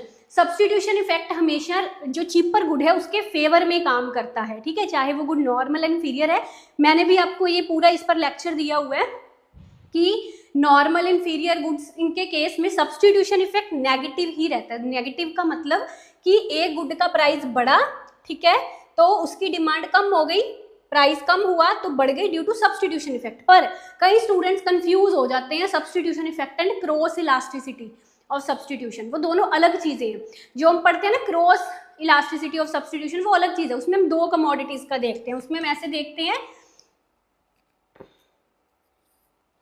Cross elasticity of substitution में हम ऐसे देखते हैं कि अगर टी का प्राइस बढ़ेगा, है ना, तो उससे क्या होगा, कॉफ़ी की डिमांड बढ़ेगी, तो ये चीज़ पॉजिटिव जा रही है। देखो cross elasticity of substitution substitute goods के केस में पॉजिटिव होती है कि अगर टी का प्राइस बढ़ा, कॉफ़ी की डिमांड बढ़ी, that is a cross elasticity of substitution, है ना, क्योंकि हम दूसरे गुड की डिमांड देख रहे हैं। पर जब हम सब्सटीट्यूशन इफेक्ट की बात करते हैं तो हम सेम गुड की डिमांड की बात करते हैं, जो कि हमेशा नेगेटिव रहती है। बात समझ गए? तो चलो इसके ऊपर भी ना बच्चे बड़ा कंफ्यूज रहते हैं, ये इनकम इफेक्ट सब्सटीट्यूशन ज़्यादा क्यों है, कम क्यों है, और बड़ी मिसकंसेप्शनें भी दिमाग में पाली रहती हैं। उन्होंने अलग अलग सोर्सेज में अलग अलग चीज़ें दी होती हैं, तो मेरा इस पर एक पूरा वीडियो है इन इफेक्ट्स पर, स्पेसिफिकली इन इफेक्ट्स पर, कि कई सोर्सेज में ये चीज़, जैसे इनकम इफेक्ट है उसको पॉजिटिव लिख दिया होता है इंफीरियर गुड के केस में, गिफन के गुड में पॉजिटिव लिख दिया होता है, नॉर्मल में नेगेटिव लिख दिया होता है। वो कॉन्ट्राडिक्टरी चीज़ें क्यों रहती हैं, इस पर पूरा मैंने एक एक्सप्लेनेशन दिया हुआ है, आप वो वीडियो ज़रूर देख लेना, इस चैनल पर मौजूद है, ठीक है जी। तो आगे देखिए, if nominal GDP increases while real GDP remains constant, it implies, अगर नॉमिनल जीडीपी बढ़ती है और रियल जीडीपी कांस्टेंट रहती है तो इसका मतलब क्या है। देखिए मैंने एक दो दिन पहले एक द हिंदू के आर्टिकल पर एक शॉर्ट बनाया था, जिसपे एक मैं अपना जो जीडीपी ग्रोथ का एक आर्टिकल था 8.2% जीडीपी ग्रोथ पर, उसमें नॉमिनल एंड रियल जीडीपी का कंसेप्ट आपको अच्छे से क्लियर किया था। मैं बता देती हूँ यहाँ पे दोबारा से। देखिए जब हम रियल जीडीपी की बात कर रहे हैं ना, दैट मीन्स कि हम जो प्राइस इफेक्ट है उसको रिमूव कर रहे हैं, या ऐसा समझ लीजिए कि जीडीपी को जब हम एडजस्ट कर देते हैं उसका प्राइस जो है, प्राइस इफेक्ट जो है रिमूव करके, तो वो रियल जीडीपी बन जाता है ना। तो अगर नॉमिनल जीडीपी इंक्रीज हो रहा है पर रियल जीडीपी नहीं इंक्रीज हो रहा, दैट मीन्स कि जो जीडीपी में मुझे इंक्रीज दिख रहा है वो प्राइस इंक्रीज होने के कारण दिख रहा है, यानी कि रियल टर्म्स में जीडीपी नहीं बढ़ रही, प्राइस ज़्यादा होने के कारण जीडीपी ज़्यादा दिख रही है। अब नॉमिनल जीडीपी को हम करंट प्राइसेस पर देखते हैं, रियल जीडीपी को हम कांस्टेंट प्राइसेस पर देखते हैं, ठीक है। तो जैसे कि मान लीजिए रियल जीडीपी में हमने 2011 के प्राइसेस के अकॉर्डिंग देख रहे हैं, जब प्राइसेस बिल्कुल स्टेबल थे, ना ज़्यादा महंगाई थी ना ज़्यादा डिफ्लेशन थी। पर नॉमिनल जीडीपी में अब मान लीजिए मैं जीडीपी को 2025 के अकॉर्डिंग देख रही हूँ, अगर रियल जीडीपी कांस्टेंट रह रही है, नॉमिनल जीडीपी बढ़ रही है, दैट मीन्स इसका मतलब तो यही हुआ ना कि ये जो मतलब इन्फ्लेशन इफेक्ट है, मतलब यहाँ से लेके यहाँ तक जो प्राइजेस बढ़े हैं, वो प्राइजेस बढ़ने के कारण वो जीडीपी का फिगर ज़्यादा नजर आ रहा है rather than एक्चुअल टर्म्स में जीडीपी का बढ़ना, ठीक है। तो that will it implies inflation. Nominal GDP में परिवर्तन मूल्य प्राइस लेवल के कारण, नॉमिनल जीडीपी में जो चेंज होता है वो प्राइस लेवल के कारण होता है। रियल आउटपुट स्थिर है फिर भी नामात्र जीडीपी बढ़ रहा है, तो इसका मतलब ये है कि कीमतें बढ़ रही हैं, ठीक है, मतलब इन्फ्लेशन की सिचुएशन है इकोनॉमी में। आगे देखिए, मोनोपोलिस्ट फेसेस डिमांड। अब ये डिमांड कब दिया हुआ है, मार्जिनल कॉस्ट दी हुई है 20, प्रॉफिट मैक्सिमाइजिंग आउटपुट पता करना है। चलिए तो यहाँ पे हम लगाते हैं हमारा MRMC वाला कंसेप्ट, ठीक है जी। सो MRMC वाला कंसेप्ट, उसके लिए टोटल रेवेन्यू निकालना है, that is price multiply by quantity. Price है मेरा 100 माइनस 2Q, ये है Q, तो टोटल रेवेन्यू आ गया 100Q माइनस 2Q स्क्वायर। इसका डेरिवेशन करके मार्जिनल रेवेन्यू निकालें तो 100 माइनस 4Q आ रहा है। दैट मीन्स यहाँ पे आएगा 100 माइनस 4Q, और MC कितना दिया हुआ है, 20 दिया हुआ है मुझे, ठीक है, 20। So it would B 20 minus 100, यानी कि माइनस 4Q माइनस 80, ये कट गए, और Q जो है आपका 80/4, ये आ गया 20, ठीक है। अब 20 ठीक है, यहाँ पे ये आंसर दिया हुआ है, पर कैसे पता चला कि 20 आउटपुट पर प्रॉफिट मैक्सिमाइज ही हो रहा है। उसको अगर आपको चेक करना है तो आप इस तरह से चेक कर सकते हैं। एग्जाम में तो चलो ये सॉल्व हो गया, यहाँ तक आपने कर दिया बस, ठीक है, पर जस्ट आपको समझाने के लिए, उसके लिए होता ये है कि आपका जो MR का स्लोप है वो कम होना चाहिए MC के स्लोप से। कहने का मतलब जो आप MR की डेरिवेशन करोगे, ये MR था, इसकी डेरिवेशन आएगी आपकी -4, ये कम होनी चाहिए MC के स्लोप से, यानी कि इसकी डेरिवेशन 20 की क्या होगी, 0 होगी, है ना। तो बिल्कुल सही, MC का स्लोप ज्यादा है, that means that is a profit maximising level, ठीक है। ये उस केस में आपको चेक करने की नीड पड़ सकती है जब मेरे आउटपुट की वैल्यूज 2 निकले, जैसे 20 के अलावा कोई और भी आउटपुट की वैल्यू निकल रही है ना, तो फिर मतलब ऐसे आप चेक कर सकते हैं। उस केस में भी वो रहता है कि अगर आपका यहाँ पर आपको पुट करने की भी जरूरत पड़ रही है क्यों, तो पुट करके हम देख लेते हैं कि MR का स्लोप किस पे MC के स्लोप से कम आ रहा है। मैंने आपको रूल बताया basically, that is the rule. यहाँ पे तो आउटपुट ही एक आ रहा था तो उसको चेक करने की जरूरत नहीं है, ठीक है। बाई चांस आपको प्रॉफिट मैक्सिमाइजिंग लेवल वाला आउटपुट चेक करने की नीड पड़े तो उसका ये रूल होता है, क्लियर। आगे चलते हैं। सो देखिए, ये मैंने आपको करा दिया। इन एन इकोनॉमी, अब ये एक न्यूमेरिकल क्वेश्चन है। एक इकोनॉमी में कंजम्पशन दी है, इन्वेस्टमेंट दी है, गवर्नमेंट एक्सपेंडिचर दिया है, इक्विलिब्रियम इनकम आपको पता करना है, ठीक है। सो अब बेसिकली जब हम इनकम निकालना होता है हमको, उसका हम लगाते हैं formula consumption plus investment plus government expenditure, right. अब इनकम है 200 प्लस 0.75y, इन्वेस्टमेंट 100 है, गवर्नमेंट एक्सपेंडिचर 150 है, दैट, ठीक है, दैट इज 2, 300, 300, 400 एंड 450, 450 हो गया, ठीक है, 450। अच्छा, इसको हम इस साइड लिख लेते हैं 0.75y, ऐसे। इसको 1 में से 0.75 माइनस करोगे तो 0.25y आ जाएगा, तो y आ गया मेरा 450 ओवर 0.25, पॉइंट को हटा के ऊपर 100 लगाया मैंने, 5 से कटिंग करो, 5 5 का 25, 5 4 का 20, तो 450 को मुझे 4 से करना है, कितना, और ये 0, 1800 आपका यहाँ पे आंसर आएगा। इक्विलिब्रियम इनकम का कैलकुलेशन खुद करके देखना, तब समझ आएगा, ठीक है, 1800। आगे देखिए नेक्स्ट, यहाँ पे कुछ वैल्यूज दे रखी हैं, जैसे सिग्मा x दे रखा है। अब मैंने न्यूमेरिकल क्वेश्चन ज़्यादा इसमें ऐड करे हैं बिकॉज न्यूमेरिकल्स एग्जाम में भी अभी वो ज़्यादा ही पूछते हैं आपको, और न्यूमेरिकल्स में स्टूडेंट्स को भी थोड़ी वो रहती है परेशानी, तो इसलिए मैंने सेशन में न्यूमेरिकल क्वेश्चन ज़्यादा ऐड करे हैं।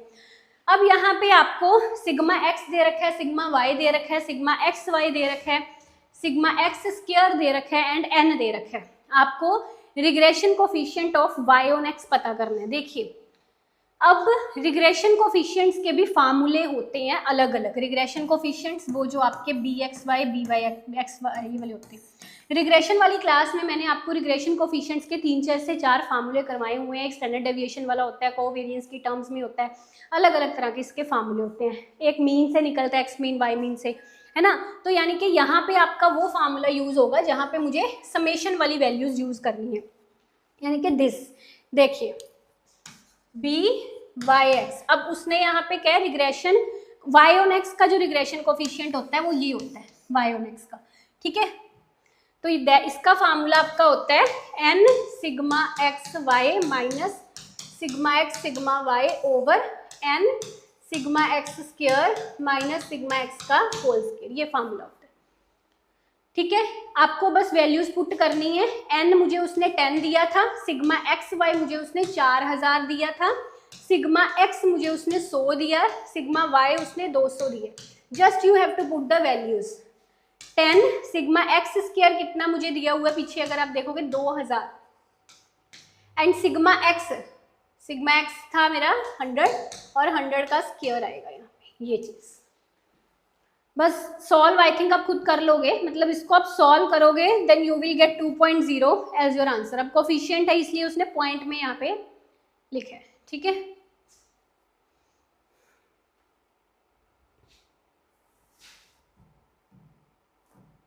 अब आगे देखिए, अब ये देखिए, अब यहाँ पर भी वही है regression coefficient of Y on X, बस मैंने आपको दिखाने के लिए। अब इसमें अलग फार्मूला यूज होगा। देखिए यहाँ पे बी वाई एक्स वाई का ये फार्मूला लगा, ये स्टैंडर्ड डेविएशन वाला फार्मूला होता है एंड कोरिलेशन वाला। कोरिलेशन को अगर हम स्टैंडर्ड डेविएशन इससे कर देंगे ना तो ये आपका, अब इसी फार्मूले को अगर मुझे बी एक्स वाई यानी कि regression equation of X on Y है ना, उसका कोफिशिएंट निकालना है, तो ये एक्स ऊपर आ जाएगा और वाई नीचे आ जाएगा, ऐसे। समझे बात को, ठीक है। तो अब यहाँ पे अगर आप पुट करेंगे, कोरिलेशन दिया हुआ है, स्टैंडर्ड डेविएशन वाई का दिया हुआ है एंड स्टैंडर्ड डेविएशन एक्स का आपको दिया हुआ है। देखिए 6 दिया हुआ है, 4 दिया हुआ है एंड 0.5 दिया हुआ है।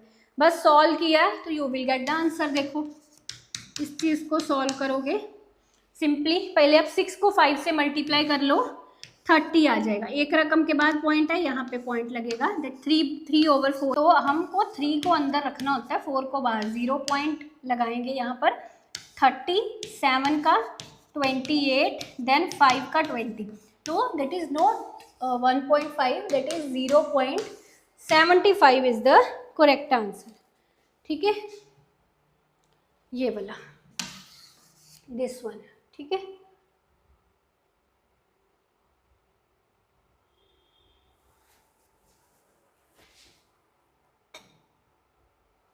आगे चलते हैं। टैक्स रेट 25% दिया हुआ है, नेशनल इनकम 2000 करोड़ दी हुई है, तो टोटल टैक्स रेवेन्यू कितना बनेगा? दैट इज वेरी सिंपल कि नेशनल इनकम का पर्टिकुलर परसेंटेज जो आप कर लीजिए, तो इसको इससे काटेंगे, 25 2 का कितना हो गया 50 और दैट इज 500। तो 500 करोड़ हो गया मेरा टैक्स रेवेन्यू, ठीक है। 500 करोड़ टैक्स रेवेन्यू। ये देखिए, अब हैरेट डोमर मॉडल से है, कहता है सेविंग रेट 20% है, कैपिटल आउटपुट रेशियो 4 है। So it's simply warranted growth rate is equal to S over CR. 20% में आंसर दिया हुआ है, so you can 5% will be your answer, ठीक है। मस्ट नाउ द फार्मूले याद रखना बहुत ज़रूरी है। क्लासिकल सिस्टम के फीचर्स क्या होते हैं मैक्रो इकोनॉमिक्स से? Monetary factors determine output and employment, self adjusting mechanism of the economy. Monetary factors जो हैं वो आउटपुट एम्प्लॉयमेंट को डिटरमाइन करते हैं। एक सेल्फ एडजस्टिंग मैकेनिज्म है इकोनॉमी में। स्टेट एक्शन जो है वो डेवलपमेंट के लिए होगा। Optimisation through market, state control का एब्सेंस। अब अगर हम क्लासिकल सिस्टम के थोड़े से फीचर्स अपने दिमाग में सारे रिवाइज कर लें एक बार, तो हमको याद है कि क्लासिकल सिस्टम में बात हुई है कि full employment is a normal situation, और इसमें क्या बात हुई है, लेजिस्फेयर, गवर्नमेंट की इंटरफेरेंस नहीं चलेगी। एडम स्मिथ जो एक क्लासिकल इकोनॉमिस्ट है उसने प्रमोट किया इनविजिबल हैंड्स को, यानी कि मार्केट फोर्सेस को, कि मार्केट फोर्सेस ऑटोमेटिक एडजस्टमेंट करती हैं विदाउट गवर्नमेंट इंटरवेंशन। ये उसके बेसिक फीचर्स हैं। अब यहाँ से अगर आप मोटा मोटा देखें इन फीचर से, तो सेल्फ एडजस्टिंग मैकेनिज्म बिल्कुल सही है, जबकि state action to direct development बिल्कुल गलत है। Optimisation through market in the absence of state control भी बिल्कुल सही है। ठीक है, तो इसके अकॉर्डिंगली देखिए, मैं हिंदी में भी एक बार दिखा देती हूँ। शास्त्रीय प्रणाली की विशेषताएं हैं, मौद्रिक कारक उत्पादन और रोजगार को निर्धारित करते हैं। अर्थव्यवस्था का समयोगी तंत्र, विकास को निर्देशित करने के लिए राज्य का हस्तक्षेप, राज्य नियंत्रण के अभाव में बाजार के माध्यम से अनुकूलन। तो कौन सा इसमें जो है वो सही आंसर है? अब बी एंड डी ऑप्शन इसके सही है जो मैंने अभी आपको बताए। सेल्फ एडजस्टिंग मैकेनिज्म है इकोनॉमी में, ठीक है, जो फ्लेक्सिबल वेजेस है, ऐसे हम इसके एक डायग्राम करते होते हैं इस तरह से, है ना, कि अगर अब जैसे इसको हम लेबर मार्केट का ही अगर एग्जांपल लें, so that is supply for labour, that is demand for labour, है ना, ये आपका वेजेस हो गया, ये यहाँ पे एम्प्लॉयमेंट आ गई। तो अगर इन शॉर्ट रन यहाँ पे इक्विलिब्रियम से हट भी जाएंगे हम, तो इन लॉन्ग रन दोबारा से सिचुएशन इक्विलिब्रियम में आ जाएगी। फ्लेक्सिबल वेजेस, इसी तरह प्राइजेस में भी फ्लेक्सिबिलिटी रहती है कि ठीक है शॉर्ट रन में डेविएट हो सकते हैं, पर क्लासिकल्स ने वैसे भी लॉन्ग रन की बात करी है ना, कि लॉन्ग रन में सिस्टम दोबारा से इक्विलिब्रियम में आ जाएगा। अगर वेजेस शॉर्ट रन में बढ़ेंगी, सप्लाई ऑफ लेबर बढ़ जाएगी, सप्लाई ऑफ लेबर बढ़ने से वेजेस जो है फिर से कम कर दी जाएंगी, तो ऑटोमेटिकली इक्विलिब्रियम में सिस्टम आ जाएगा। इसी तरह प्राइजेस, इंटरेस्ट रेट, ये भी फ्लेक्सिबल रहते हैं। मार्केट की ऑप्टिमाइजेशन स्टेट कंट्रोल के एब्सेंस में, बिल्कुल सही पॉइंट। अदर ऑप्शंस इनकरेक्ट क्यों है? पहला ऑप्शन उसने जो लिखा था वो इनकरेक्ट क्यों था? Monetary factors determine output and employment. Classical system में जो मॉनिटरी फैक्टर्स हैं न्यूट्रल माने जाते हैं एंड प्राइमरली इन्फ्लुएंस। आपको याद है हमने क्लासिकल डिकोटमी का केस पढ़ा हुआ है। क्लासिकल डिकोटमी में हमने पढ़ा है कि एक मनी सेक्टर है, मॉनिटरी सेक्टर एक रियल सेक्टर है। तो अगर नॉमिनल वेरिएबल्स यानी कि मॉनिटरी वेरिएबल्स में कोई चेंज आता है तो वो जनरल प्राइस लेवल को इम्पैक्ट करते हैं, पर रियल वेरिएबल्स जो रहते हैं उन पर इफेक्ट नहीं पड़ता उसका मनी वेरिएबल्स में चेंज होने से। अब जैसे इसमें हमने ये भी एक चीज़ पढ़ी है, मनी इज न्यूट्रल, मनी को न्यूट्रल कंसीडर किया गया। ये बहुत इंपॉर्टेंट असम्पशन है क्लासिकल सिस्टम की। क्लासिकल डिकोटमी, मनी इज न्यूट्रल, ये सभी असम्पशंस हम इकट्ठी समझते हैं। क्लासिकल एंड केंजियन वाली आप क्लास देख सकते हो मेरी, है ना। तो मनी न्यूट्रल है, अगर मनी वेरिएबल्स में चेंज आता है तो उससे जनरल प्राइस लेवल इम्पैक्ट होता है, रियल वेरिएबल्स पर उसका इम्पैक्ट नहीं पड़ता, है ना। तो दैट्स द थिंग कि रियल वेरिएबल्स पर मॉनिटरी वेरिएबल्स इम्पैक्ट नहीं डालते। सो हम ऐसा नहीं बोल सकते मॉनिटरी फैक्टर्स डिटरमाइन, मतलब जो रियल वेरिएबल्स हैं जैसे output and employment, monetary factors उनको डिटरमाइन नहीं करते। तो ये गलत इसलिए है, और ये स्टेट एक्शन तो बता ही दिया कि उसने लेजिस फेयर की बात करी है, तो स्टेट का रोल तो रहेगा ही नहीं इसमें। ठीक है जी, ये आप हिंदी से भी अगर स्क्रीनशॉट लेना चाहें तो ले सकते हैं। आगे देखिए, इस तरह के आपको इकोनॉमिक्स से मैचिंग वाले क्वेश्चन बहुत आते हैं एग्जाम में, जिसमें आपको मैचिंग करना रहता है। जैसे law of absolute cost advantage जो है, ये एडम स्मिथ ने दिया, इंटरनेशनल इकोनॉमिक्स की थ्योरीज है ये, है ना। कंपैरेटिव कॉस्ट एडवांटेज की इंटरनेशनल इकोनॉमिक्स की बहुत ही इंपॉर्टेंट थ्योरी रिकार्डो ने दे रखी है। मॉडर्न थ्योरी हैक्सर-ओलिन थ्योरी, हैक्सर-ओलिन, अच्छा इसको हम वो भी बोलते हैं फैक्टर एंडोमेंट थ्योरी भी बोलते हैं, है ना। अपॉर्चुनिटी कॉस्ट का प्रिंसिपल हैबलर। तो ये आएगा आंसर बी वाला, है ना। आगे देखिए, indigenous growth theories suggest, indigenous growth theories जो है, indigenous growth theories very very important theory. Growth and development में 3 इंपॉर्टेंट थ्योरीज, हैरेट डॉमर का मॉडल, सोलो का मॉडल, इंडिजिनस ग्रोथ मॉडल। तो इंडिजिनस ग्रोथ मॉडल से हर बार आपको क्वेश्चन आता ही आता है कि ह्यूमन कैपिटल में इन्वेस्टमेंट, इनोवेशन में, नॉलेज में इन्वेस्टमेंट इकोनॉमिक ग्रोथ लेके आते हैं। बिल्कुल, इंडिजिनस ग्रोथ थ्योरी में बेसिकली जोर ही ह्यूमन कैपिटल पर दिया गया है कि जो ह्यूमन कैपिटल पर इन्वेस्टमेंट होती है, नॉलेज पर इन्वेस्टमेंट, इनोवेशन पर, उससे इकोनॉमिक ग्रोथ, इंक्रीजिंग रिटर्न्स होते हैं उससे। तो ये चीज़ बिल्कुल सही है। तो ह्यूमन कैपिटल में इन्वेस्टमेंट, इनोवेशन एंड नॉलेज, जैसे मैंने आपको कहा डिमिनिशिंग रिटर्न्स कम होते हैं एंड इंक्रीजिंग रिटर्न्स बढ़ते हैं। इंडिजिनस ग्रोथ थ्योरी का कंक्लूजन ही हमारा यही है सारा, बोथ आर ट्रू। ठीक है, एरो, रोमर, लुकेस, 3 का हम इसमें पढ़ते हैं।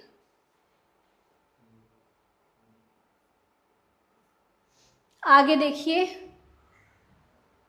अब ये फिर न्यूमेरिकल है, कंज्यूमर सरप्लस से आपको न्यूमेरिकल बनता है एग्जाम में। डिमांड फंक्शन दे रखा है और पता करने को कहा है कंज्यूमर सरप्लस, ठीक है।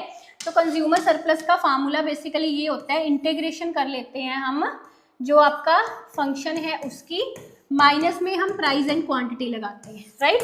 तो यहाँ पे हम ऐसा करते हैं, क्वांटिटी को पुट करते हैं 27 minus 3x minus x square, 27 minus 3 minus यहाँ पे 9 हो गया, माइनस 9 माइनस 9, ठीक है। तो 9 ही बचा यहाँ पे, है ना, प्राइस यानी कि आपका 9 आ गया। अब फंक्शन क्या है मेरा, ये वाला function 27 minus 3x minus x square, इसको इंटीग्रेट करेंगे और प्राइस x को मल्टीप्लाई यानी कि 9 को हम मल्टीप्लाई करेंगे 3 से तो 27 आएगा, है ना। इंटीग्रेशन करिए 27x माइनस 3x स्क्वायर, और ये इंटीग्रेशन के रूल है, बेसिक डिफरेंशिएशन इंटीग्रेशन वाली वीडियो देखिए अगर नहीं आती आपको इंटीग्रेशन डेरिवेशन करनी, ठीक है। एक्स स्क्वायर है तो बन जाएगा एक्स क्यूब ओवर 3 माइनस 27, ठीक है। देन यहाँ पे वैल्यूज पुट करिए, 3 माइनस 3 का 9 ओवर 2 माइनस 27 ओवर 3 माइनस 27, ये आ गया आपका। देखिए अब एक ही क्लास में मैं आपको बेसिक्स एडवांस दोनों तो नहीं क्लियर करवा सकती। अगर जो बच्चा वीडियो देखे और कहे मैम इसमें डेरिवेशन नहीं सिखाया, इंटीग्रेशन नहीं सिखाया, तो गलत बात है। उसके लिए तो आपको बेसिक वीडियो देखनी पड़ेगी डेरिवेशन इंटीग्रेशन वाली। How is it possible to cover everything in single, है ना।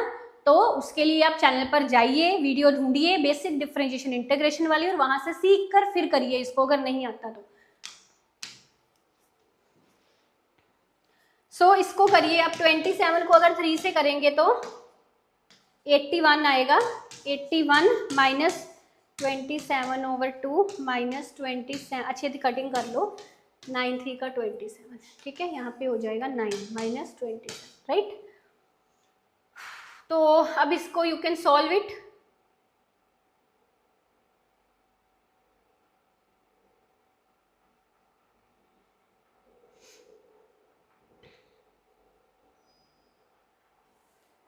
देखिए करके क्या आंसर आ रहा है इसका।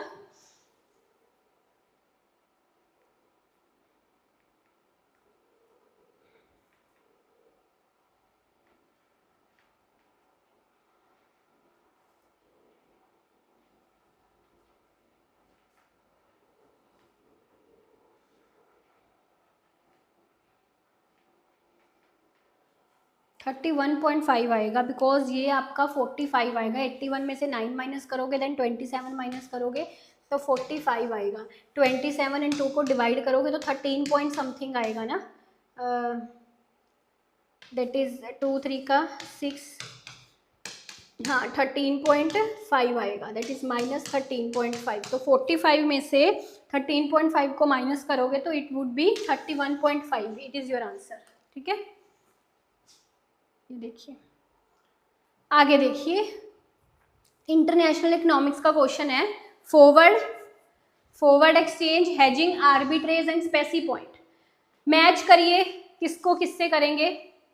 देखिए तो ये जो आपके होते हैं फॉरवर्ड, अब मैं आपको सिंपल बताती हूँ कि एग्जाम में आपको कैसे सॉल्व करना है। पहले तो देखिए कई क्वेश्चंस ऐसे होते हैं एग्जाम में जैसे आपने नहीं भी पढ़े हुए या उनके बारे में नहीं भी सुना हुआ, तब भी जस्ट आप अपना कॉमन सेंस लगा के थोड़ा उसको सॉल्व कर सकते हो, ठीक है। वैसे तो मैंने सारे कंसेप्ट बहुत डिटेल में आपको इंटरनेशनल इकोनॉमिक्स के लेक्चर्स में कवर किया हुआ है। फॉरवर्ड, फ्यूचर, एक्सचेंज रेट, इनमें डिफरेंस भी हमने कवर किया हुआ है। Arbitrage, speculation, hedging real life example से समझा हुआ है, ठीक है। अब मैं आपको सॉल्व करने का यहाँ पे तरीका बताती हूँ, ठीक है। मान लीजिए आपको कंसेप्ट याद नहीं है या नहीं आपको आता है या कुछ भी ऐसा, तो आप थोड़ा कॉमन सेंस लगा के इसको कैसे सॉल्व कर सकते हैं। आप ऑप्शंस पढ़िए।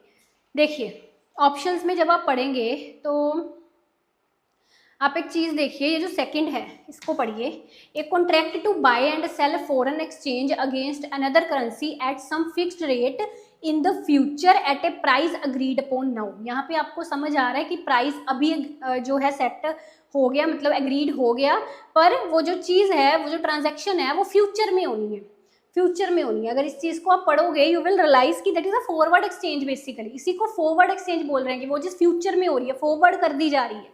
अब एक और फॉरवर्ड एक्सचेंज होता है, एक फ्यूचर एक्सचेंज होता है, इन दोनों में थोड़ा डिफरेंस होता है, पर यहाँ पे तो है ही नहीं आपका फ्यूचर वाला। तो वो चीज़ जो फ्यूचर में हम आगे कर रहे हैं ट्रांजैक्शन को, तो that will be forward exchange. यहाँ से ही पता चल रहा है। अच्छा, हिंदी में भी एक बार देख लेते हैं। भविष्य में किसी निश्चित तिथि पर वर्तमान में तय की गई दर पर मुद्रा के बदले दूसरी मुद्रा को खरीदने और बेचने का अनुबंध, तो that is a forward exchange rate, है ना। पढ़ने से समझ आ रही है। ए का सेकंड आना चाहिए, ठीक है। तो मैं इन दोनों को यहाँ पर एलिमिनेट कर देती हूँ। ये क्या हुआ?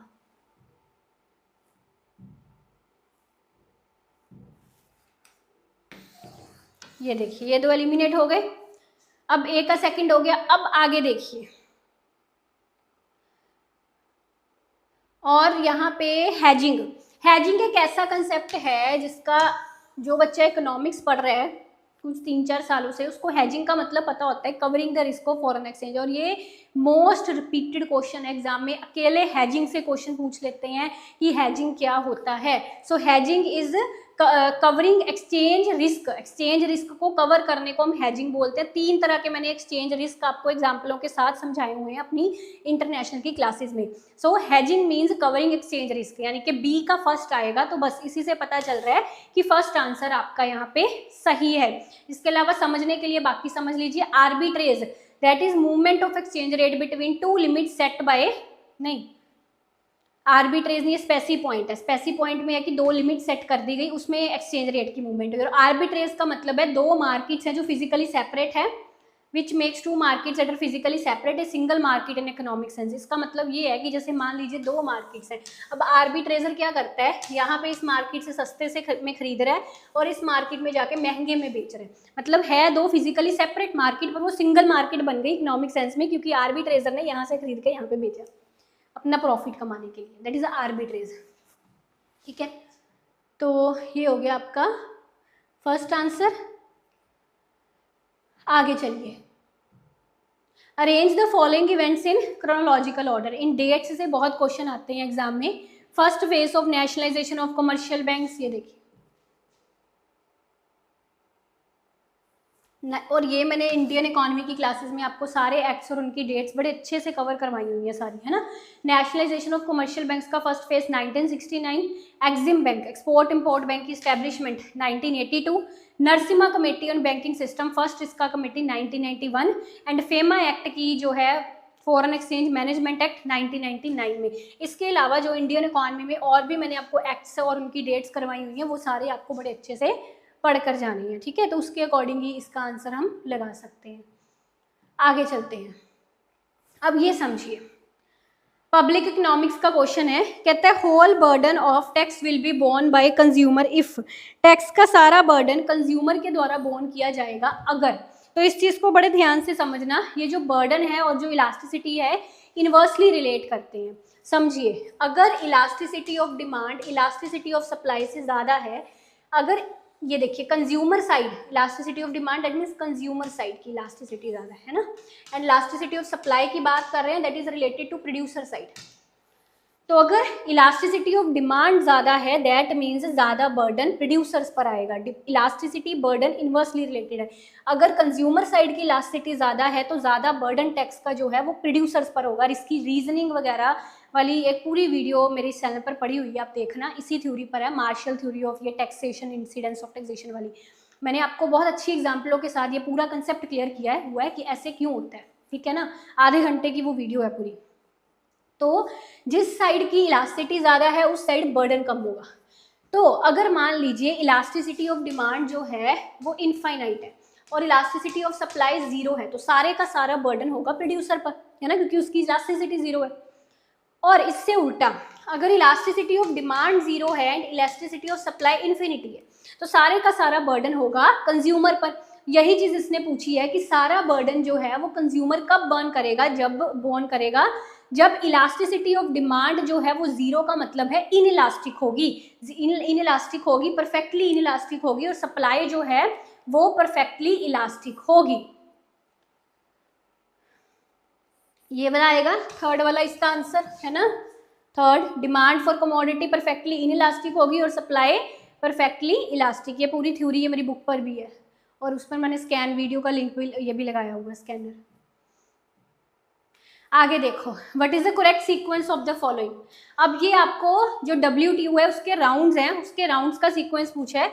मैं आपको पहले इसके सारे राउंड्स थोड़े दिखा देती हूँ। ये देखिए, जैसे ये गैट के राउंड्स हैं वो WTO के राउंड्स हैं। जिनेवा राउंड आ गया, इंपॉर्टेंट राउंड है ये 1947, NSC 1949, टोक्यो राउंड, जिनेवा ये आपके, इसको हम दिलो राउंड बोलते हैं बेसिकली, ठीक है। इसको हम कैनेडी राउंड बोलते हैं, इसको हम टोक्यो राउंड बोलते हैं, इसको हम यूरेशिया राउंड बोलते हैं, ठीक है। देन जो आपके WTO के इंपॉर्टेंट राउंड्स है, फर्स्ट राउंड इसका सिंगापुर में हुआ था, फिर सेकंड आपका इंपॉर्टेंट वाले लिखे हुए हैं सारे नहीं, जिनेवा में। देन क्योंकि इसका क्रोनोलॉजी पूछा जाता है आपको, सीतल, दोहा, कैनकन, हांगकांग, जिनेवा, फिर ये स्विट्ज़रलैंड, जिनेवा बाली, इंडोनेशिया। तो इसके अलावा इसके मैंने लेटेस्ट राउंड्स भी सारे आपको क्लासेस में करवाए हुए हैं, अभी के लेटेस्ट राउंड्स। तो अब इसने जो यहाँ पे क्रोनोलॉजी पूछी है वो ये पूछी है ना, बेसिकली 4th आंसर है। अब देखो, आपको जिनेवा में कन्फ्यूजन है बिकॉज आई नो कि जिनेवा में बहुत सारे राउंड्स हुए थे। तो हम दोहा, कैनेडियन, यूरेशिया के अगर क्रोनोलॉजी में लगाएं तो देखिए, सबसे पहले आपका यहाँ पे कौन सा अपना वो आएगा, कैनेडी, फिर यूरेशिया एंड फिर दोहा। ये देखिए कैनेडी, ठीक है, ये यूरेशिया एंड ये दोहा राउंड तो आपका हो गया ना WTO का। तो ये क्रोनोलॉजी इस तरह से बनेगी, राइट। यानी कि it would B B, A and C, है ना। तो BAC वाला यही आ रहा है, यानी कि वो उस जिनेवा राउंड की बात कर रहा है जो इससे पहले आया था। बात समझ गए ना। बच्चा इसमें कंफ्यूज, जिनेवा राउंड तो बहुत है, कहाँ पे लगाएं, बाकी 3 के सॉल्व करो, वो वाला अपने आप ही सेट हो जाएगा यहाँ पर, है ना।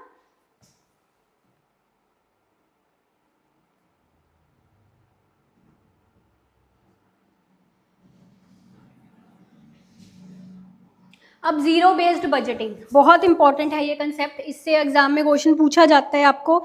जीरो बेस्ड बजटिंग किस पर जोर देता है? देखो, allocation of resources based on cost benefit terms, बिल्कुल सही। जीरो से, स्क्रैच से बजटिंग शुरू करनी जीरो बेस्ड बजटिंग है।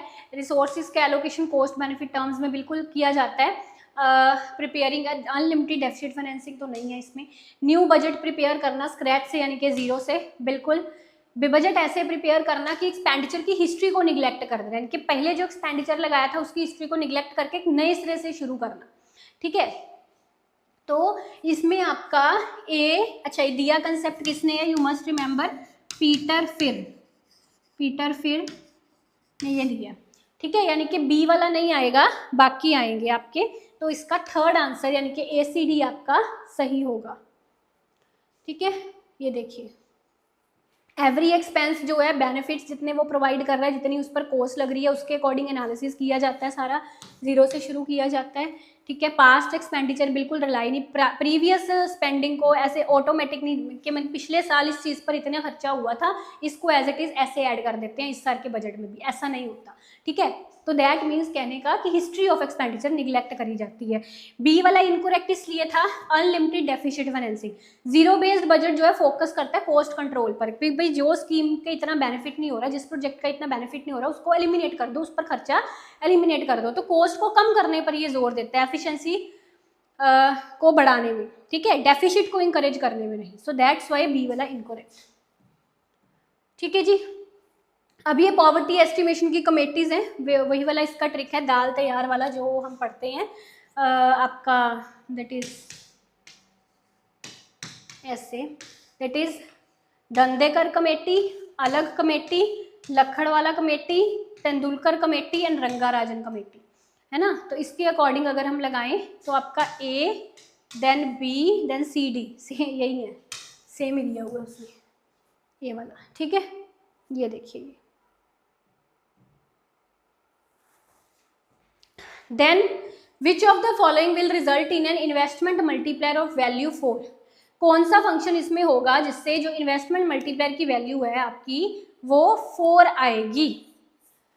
तो देखिए, आपका जो मल्टीप्लायर है, इन्वेस्टमेंट मल्टीप्लायर, उसका हम एक तो ये फार्मूला लगा सकते हैं, है ना, या उसका हम ये वाला फार्मूला लगा सकते हैं, है ना। तो अगर इस वाले फंक्शन से देखें तो मेरा MPC आएगा 0.25, यहाँ से MPC आएगा 0.75, यहाँ से मेरा MPS आएगा 0.25, इसको रन, यही होगा ना, ठीक है। सो लेट्स सी, अगर मैं MPC यहाँ पे 0.25 लेके चलती हूँ तो इट वुड बी 1/0.75, यानी कि 100/75। 4 वैल्यू आएगी? नहीं आएगी, ठीक है। अगर मैं MPC को 0.75 लेके चलती हूँ तो बिल्कुल इसकी 4 वैल्यू जो है वो आ रही है ना, 100/25 4 आ रही है। दैट मीन्स आपका MPC 0.75 होना चाहिए मल्टीप्लायर 4 लाने के लिए, बिल्कुल सही। और MPS जो है अगर ये भी मेरा 1/0.25 होगा तब भी मेरी 4 वैल्यू आ रही है, यानी कि B एंड C जो है आपके ये सही है, इनसे मेरे मल्टीप्लायर की वैल्यू 4 आ रही है, ठीक है जी। ये क्वेश्चन प्रीवियस ईयर क्वेश्चंस वाली मेरी बुक में है, उसी से मैंने स्क्रीनशॉट लगाया था।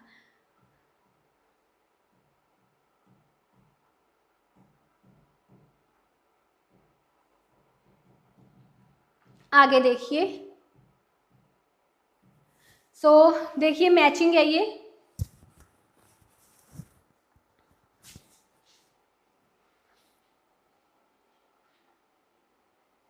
देखिए जो हम गोज मार्कव थ्योरम पढ़ते हैं इकोनोमेट्रिक्स में, गोज मार्कव थ्योरम वो क्या है, उसमें OLS की प्रॉपर्टीज बताई गई हैं, ब्लू प्रॉपर्टीज OLS की बताई गई हैं, है ना। तो गोज मार्कव थ्योरम को हम OLS से मैच करेंगे,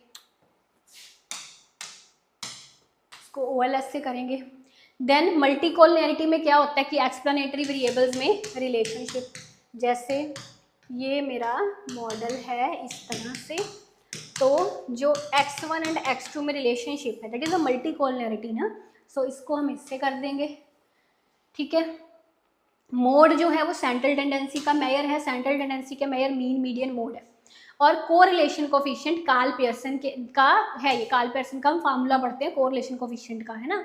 तो D को थर्ड से, तो इसके अकॉर्डिंग इसका आंसर आएगा आपका A का सेकंड, B का फोर्थ, C का फर्स्ट, ये वाला फर्स्ट आंसर आपका यहाँ पे आएगा, ठीक है जी। आगे देखिए, which one of the following is not correct about LM schedule.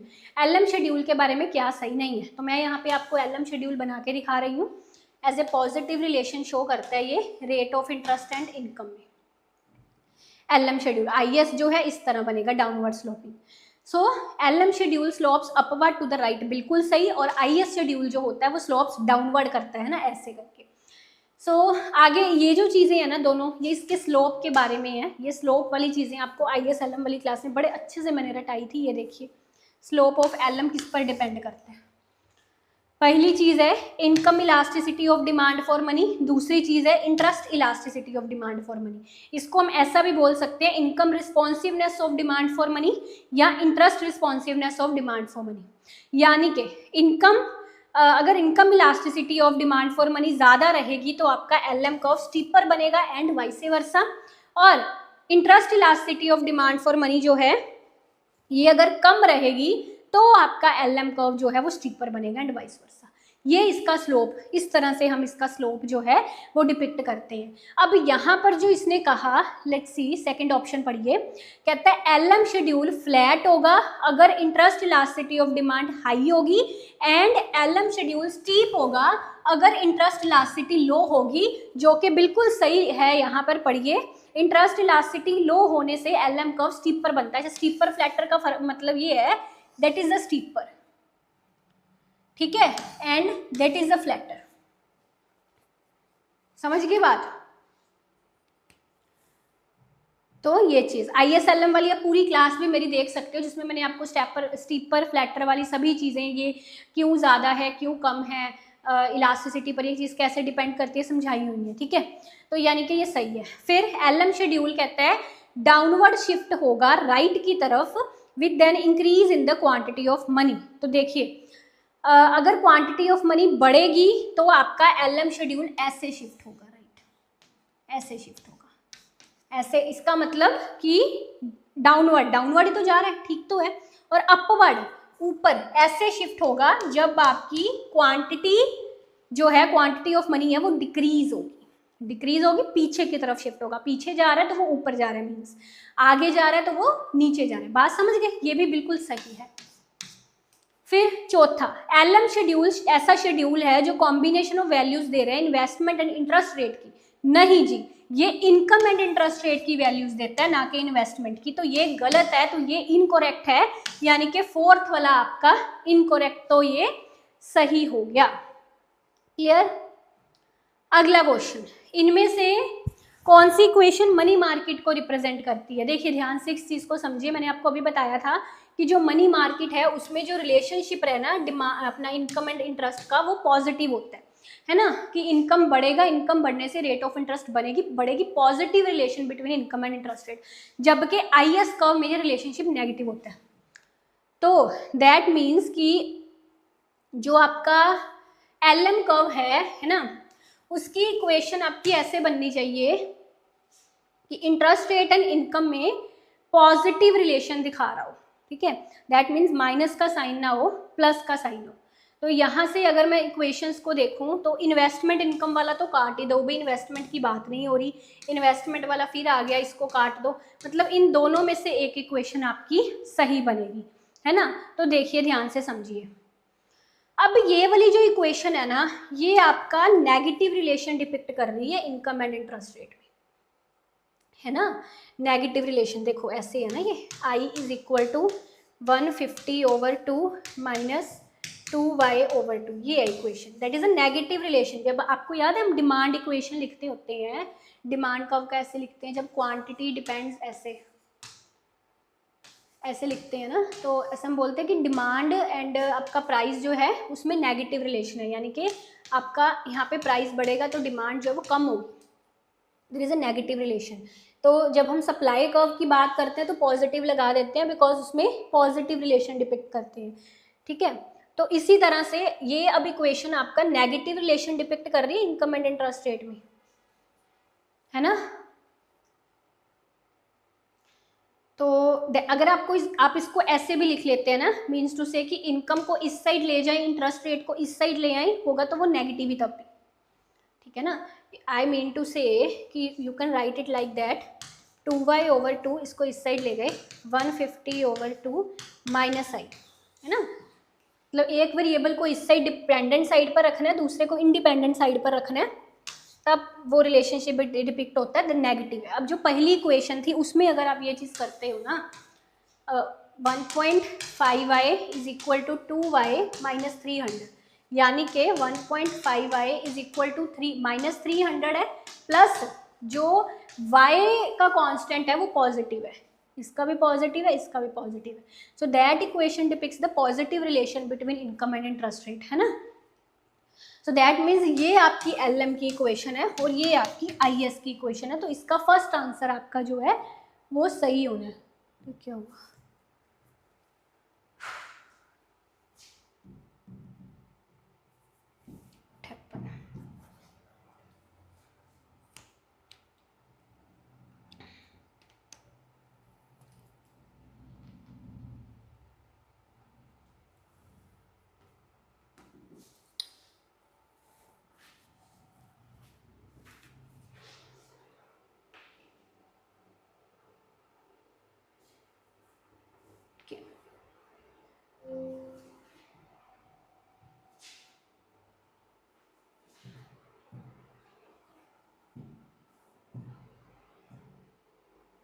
ये देखिए equation 1 depicts positive relation between income and interest rate.